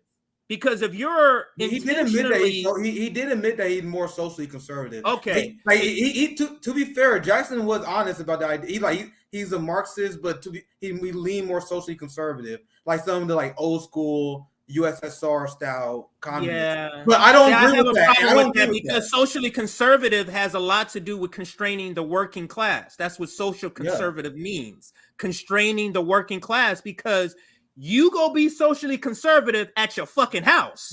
But over here, we're doing what the fuck we want. But you trying to impose your social conservativeness on us. It's about controlling the working class. This is why I'm telling you I'm suspicious. Yeah, and then it's like he's buying into that bullshit of how it's being used. Yeah, or who they trying to put it on this, a string feminist type, or a string, like, stop it. We all know woke comes from black people, bro. We all know this. You can try to put it on whoever the fuck you want. Right. You know what I'm saying? But we know the origins of this. And when you speaking against wokeism, it feels like you're speaking against us and speaking against what we're fighting for. Right. What is so bad about being awake and being aware? What is wrong with that? How is that being used as a slur? I don't understand. I just don't understand it. I don't know. Just because woke is being misused doesn't mean the definition of woke has changed. Right. And that is the point. And that's what we keep telling y'all about patriotism and socialism. Just because, you know what I'm saying? Just like how some people using them words to they're trying to twist and bend the definition of it. No, we're not going to let you twist and bend woke or patriotism. Excuse me, I got cotton mouth. But we're not going to let you twist up any of these fucking words. We're gonna, you know what I'm saying? Like, it gotta draw. This gotta draw some lines in the sand. It has to be a teachable moment. It has to draw some lines in the sand. But this is real. Like this. That's good. Yeah, it's problematic. It's problematic when you have people coming over here, coming from different channels and whatnot, and different parts of the left, and then they come into black people talking about they're anti-woke. Like, motherfucker, you with the KKK, son? What you talking about? Let's we're gonna have a great conversation. I think CJ said he may join after the discussion. I'm gonna join after the discussion. I'm not gonna join further. I'll join after. After. I think this discussion is better one-on-one. I don't like the interview style where it's 2-on-1. Where you join. I like we're gonna let's do one-on-one. So we're gonna do that for that, and then we can discuss more. We can discuss this more tomorrow. And Rome, JB, if you guys go, you can join. I know everybody's gonna be here, so I'm gonna get the graphic up today because I know people need to know. Once again, I'm not I told you guys I match energy, and I'm gonna approach this debate the same way you guys see Destiny. I'm not here to hide. I want to have a conversation, but I will match your level as Vosh. I can make this shit either productive or unproductive, depending on what Jackson wants. Because I'm mostly just intellectually curious. I would love to hear his explanation And once I said this earlier, if he can stand in the fire, because I'm gonna push back on some things, I'm gonna ask him some questions, and if he can actually stay in the pocket and survive that, props to him. Props to him. So let's do super chats. Then we gotta wrap up. At least I gotta go. At least. Yeah, I gotta go get some we'll so I'm fucking shaking over here. Shit. Yeah, Ron, you can split if you want. We got a few super chats. Super chats, man. Stay for the super chats. They sending us money, man. Come on, man. Give him a super episode. Yeah. Anyway, $4.99. I'm gonna go bottom up. I'm just going in order. I started as many if I can find. If I miss one, if I ever miss super chats, guys, I sincerely apologize. Yeah. No, this is one because he uses fat as a slur a lot, or not a lot, and then the misogyny, especially with the whole thing with Nick Brana. I'm not saying bring up Nick Brana, but like it is reflect the how he talked about the victim, like the words you're using, like it's just not cool at all. And I said that in the stream I did. So go back and watch that stream and my take on Jackson. On that. But go ahead. Yeah. So once again, I already have a good idea what I'm gonna ask him. I'm gonna just ask him how is that productive to build a working class movement. I would just love to hear it. I just want to know how being divisive is gonna bring people together. Because I can do it without being divisive. So if I can do it without being divisive, why do you gotta turn people off to do it? I just want to see what he says. That's all. Thank you for the $20 With Our Eyes Rise. The Origin of Woke. Yes. Ancient Kemet. The Book of Becoming the Way. Kemet, that's the ancient name of Africa. Yeah. Okay. The Book of Coming Forth by Day, Egyptian Book of the Dead. Yeah, right. Guys. Sorry. I think you put that in another because I remember putting this exact thing you wrote, and I think this was With Eyes. Yeah, this is the same person. I put this up. It's an old ancient, and Kemet is the old name or the ancient name of Africa. Yeah, well said. So thank you for the $4.99, Ryan. That's a great super chat. With Our Eyes Rise. Ryan Unfinished said, "Can you ask Jackson about the anti-trans stuff? That's something that's been throwing me off with him." And once again, there's so many examples that prove my thesis correct. How many people in our community are like, I'm anti-imperialist, I'm anti-capitalist, but his anti-trans stuff turns me off? Guys, that shows that your strategy of doing a coalition does not work. Because I can get these people on our side, and I can get Republicans and redneck on my side without doing the trans stuff, right? So I would love to hear his response. I'm not hiding. I give him time to prepare. I would love to hear the response. That's something that's throwing me off on him, talking points like 3-year-olds on hormones. And I also discussed this on my call-in. On my call-in, I said it's actually insulting to workers. Jackson from California. I live in Missouri. I talk to rednecks and conservatives all the time. It is literally West Coast elitism that you think you have to be racist, transphobic, use anti-woke ideology to connect with them. No, talk about their material interests. All Midwestern Republican people are not racist, and by doing that, are bigoted, and by doing that, you are conceding that left ideas are weak, and these people must be reached by bigotry, which is a giving an L to the left, which doesn't make sense. Which, once again, I'm giving. If you're not white working class, you don't know how to do that, and that's why you use this strategy. If you're not white working class, you don't know how to do that. Yeah, once again, I would love to hear the response. Right? Thank you for the $1,000 on the. I don't know what. No, that's currency I think that's Asian. I think that's, because I don't know what currency it is. So I say bucks. On the blog. I didn't see that. On the blog, Naked Capitalist, there is an essay post by economist Michael Hudson. Yeah, I know Michael Hudson. Michael Hudson is great. We almost had him for the Jones Strike Summit, but he had to reschedule. We were so close. That's the Michael Hudson. I remember you had him on the list to show up, and I was like, what happened to him? Okay. Yeah. Called how Germany was defeated for the third time. It mirrors what you're saying of class war perpetrated by the capitalists. Absolutely. I'm trying to catch this. Hopefully we didn't miss any super chats. I'm going through them. Let's be patient, guys. Thank you for $2 though. TYT I'll see your other one. TYT has a board of directors. Let's see if I find the other one. That's corporate. Like, you can't be independent with a board of directors. What kind of shit? That's not independent with a board of directors. And they still be asking for donations. Like, that shit is crazy. You took $20 million from a motherfucker and still ask these people for money. That is. They think Jimmy's a right winger. You know, there was guys. The only reason why TYT has a union is because Cenk Uygur lost. People are like, oh well, TYT they did unionize, but Cenk tried to stop it. Yeah, I don't care if you have a UN, you are still anti-UN because you tried the UN bust. He wasn't successful at doing that. Are we clear? Last two I see from thank you for the support with our eyes rise. In 2018, we paid to own the right to name James iPad. Watch the fight at the Power Company. One last one. Video at Fight the Power Company. Not sure what this is about, but thank you for the support. Please unblock bad cookies. Not sure what that's about. What is that? I don't know. Please unblock that. Maybe that's on the Twitter account. Or maybe something. someone reach out to DM us on Twitter and we can see what that's about. I don't really block people like that. Go ahead, JP. Yeah, I think bad cookies is. I think might be accidentally blocked on YouTube. That might be what it is. Oh. Now that may have happened because I know I got them off though. I blocked somebody because I just, you know how you click the thing and I was trying to. I did that on accident. Well, I was trying to put him in a timeout because it was calling somebody's name and I accidentally hit the block. So I know I did that a couple of times, but this was a long time ago. Right. This was like 6 months ago when I did that. I'll take care of it. I'll go in there. This is a great super chat. This is when we were talking about defining crime.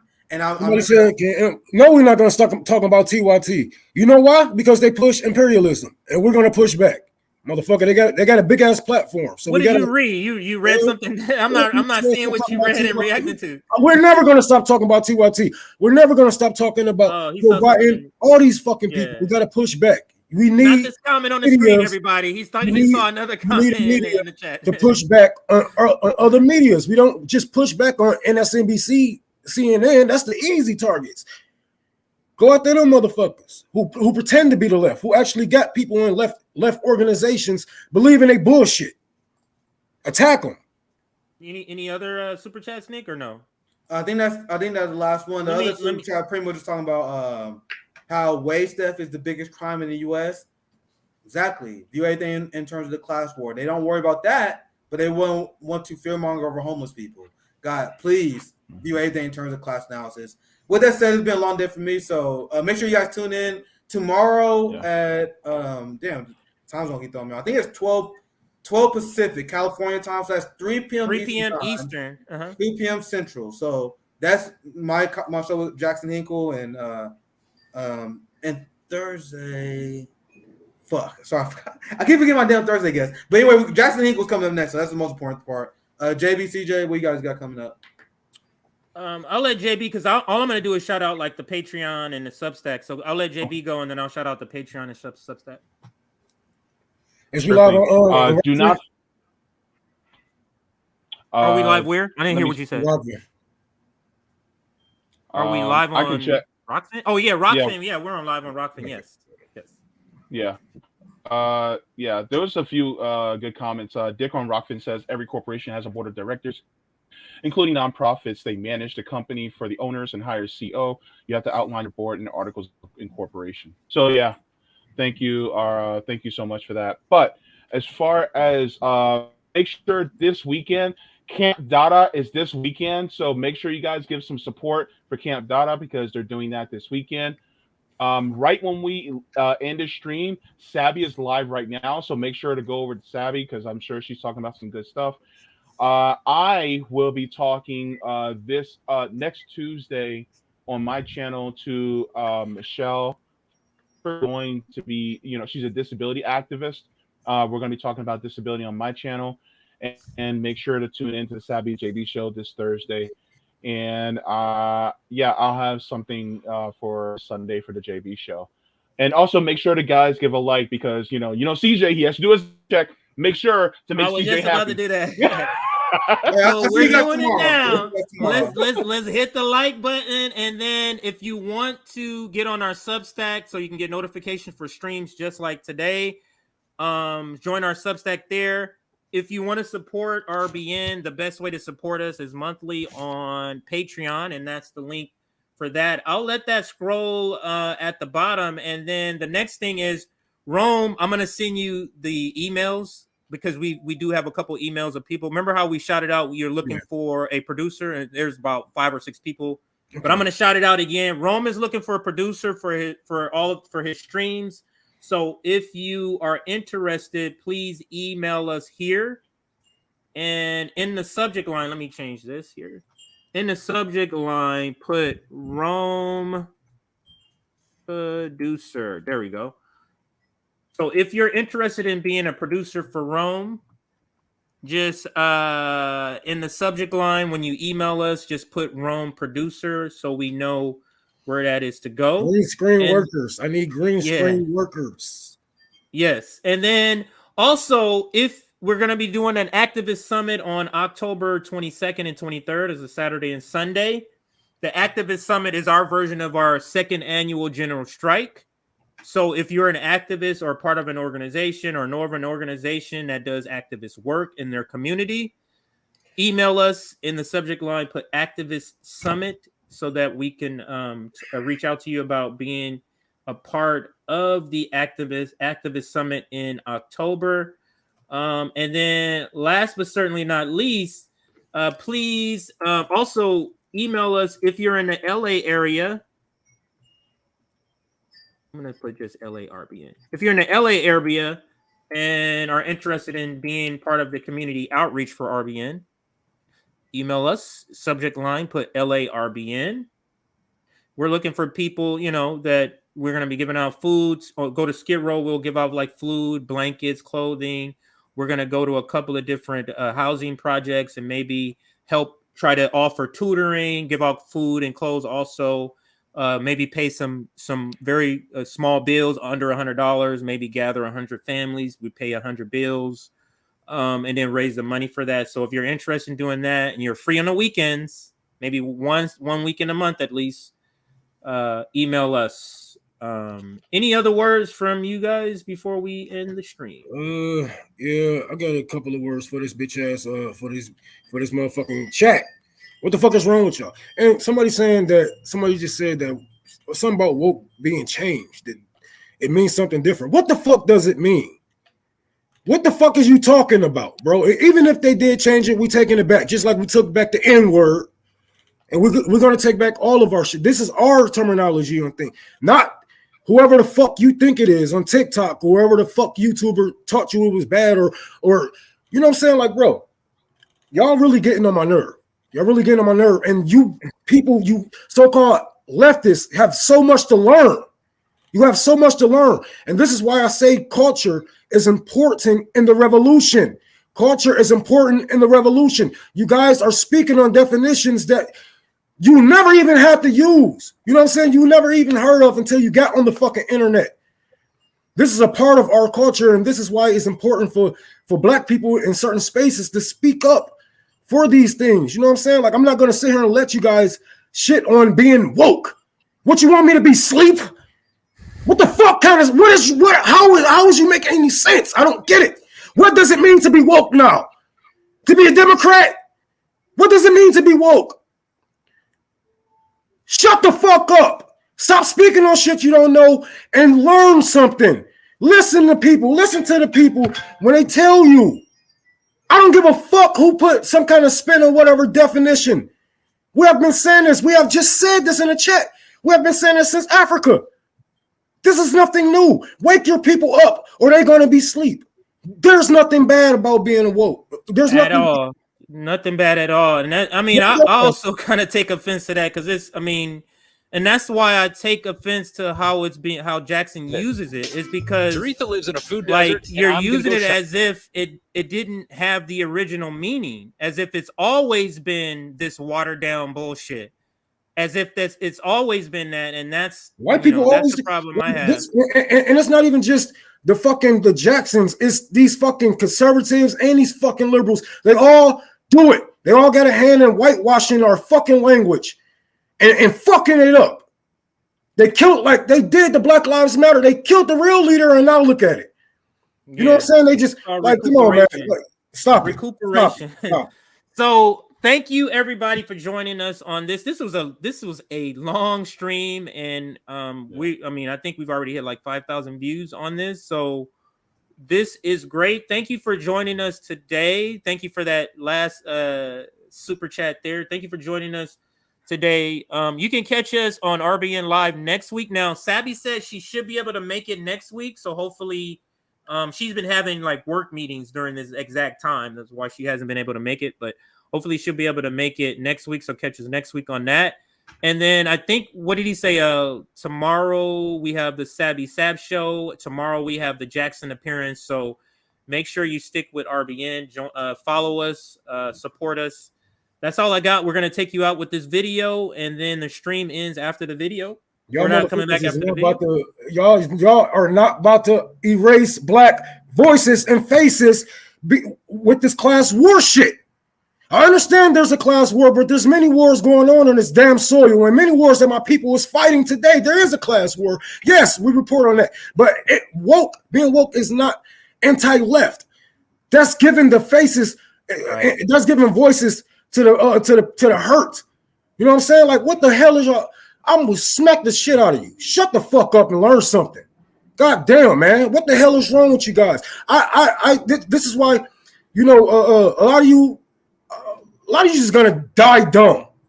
You're gonna die dumb. You're not gonna be able to fucking connect with people. How the fuck is you gonna connect with black communities talking about I'm a leftist, I believe in this, I'm anti-woke. A regular black person on the streets, not even in the political scene, they understand what woke mean. And if you come with them with that shit, man, get the fuck out of here. Imagine you're not in politics. If I was in politics and I'm hearing Jackson Hinkle speak about woke the way I am, I'll be looking at him like, who is this racist piece of shit? Right. That's how I would be looking at it if I wasn't political. But let's end there because this stream will keep going. I gotta go. I need a cigarette. That's why I'm mad. Jaretha lives in a food desert, and I'm going to go shopping with her. By bus, the easiest grocery store to get to is Walmart, and it's 8 miles away. This is time you could be spending with your kids. They're home right now. You got to go to the grocery store.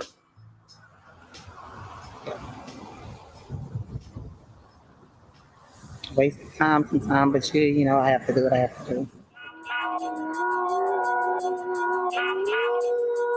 Looking at the map, it says it's going to be 48 minutes to get to the grocery store. It's hard. We have to travel far just to get to where we're going because of us lacking, a car. And because it's so hard, many people won't make this trip. They'll go to the corner store where you can't get fresh food. But that's not what Jaretha wants for her kids. I love to see fresh food, and the smell of the tomatoes is pleasant. Anything fresh is pleasant, of course. But getting fresh food is ultimately a 3-hour round trip. I'm giving her a hand today, but usually she only has 2 hands to carry everything back. This issue of food and getting the food, how hard is that for you on your life? It's very hard. So I go to Family Dollar or something like that, where I know they have a little ground meat or whatever. I'll just have to settle, but it can be frustrating. Food desert is a term that comes from the United States Department of Agriculture. It factors in a neighborhood's income level and access to transportation, and most importantly, if you live more than a mile away from a grocery store. And we're not talking about a corner store here where fresh food options are rare. We're talking about a grocery store that does at least $2 million in business a year. And here's why all of that matters. In areas without a grocery store, the government says there's an increase in obesity and chronic diseases. To fix that problem, Dallas Council member Casey Thomas wants more grocery stores. How many do you think you need? How many would you like to see built?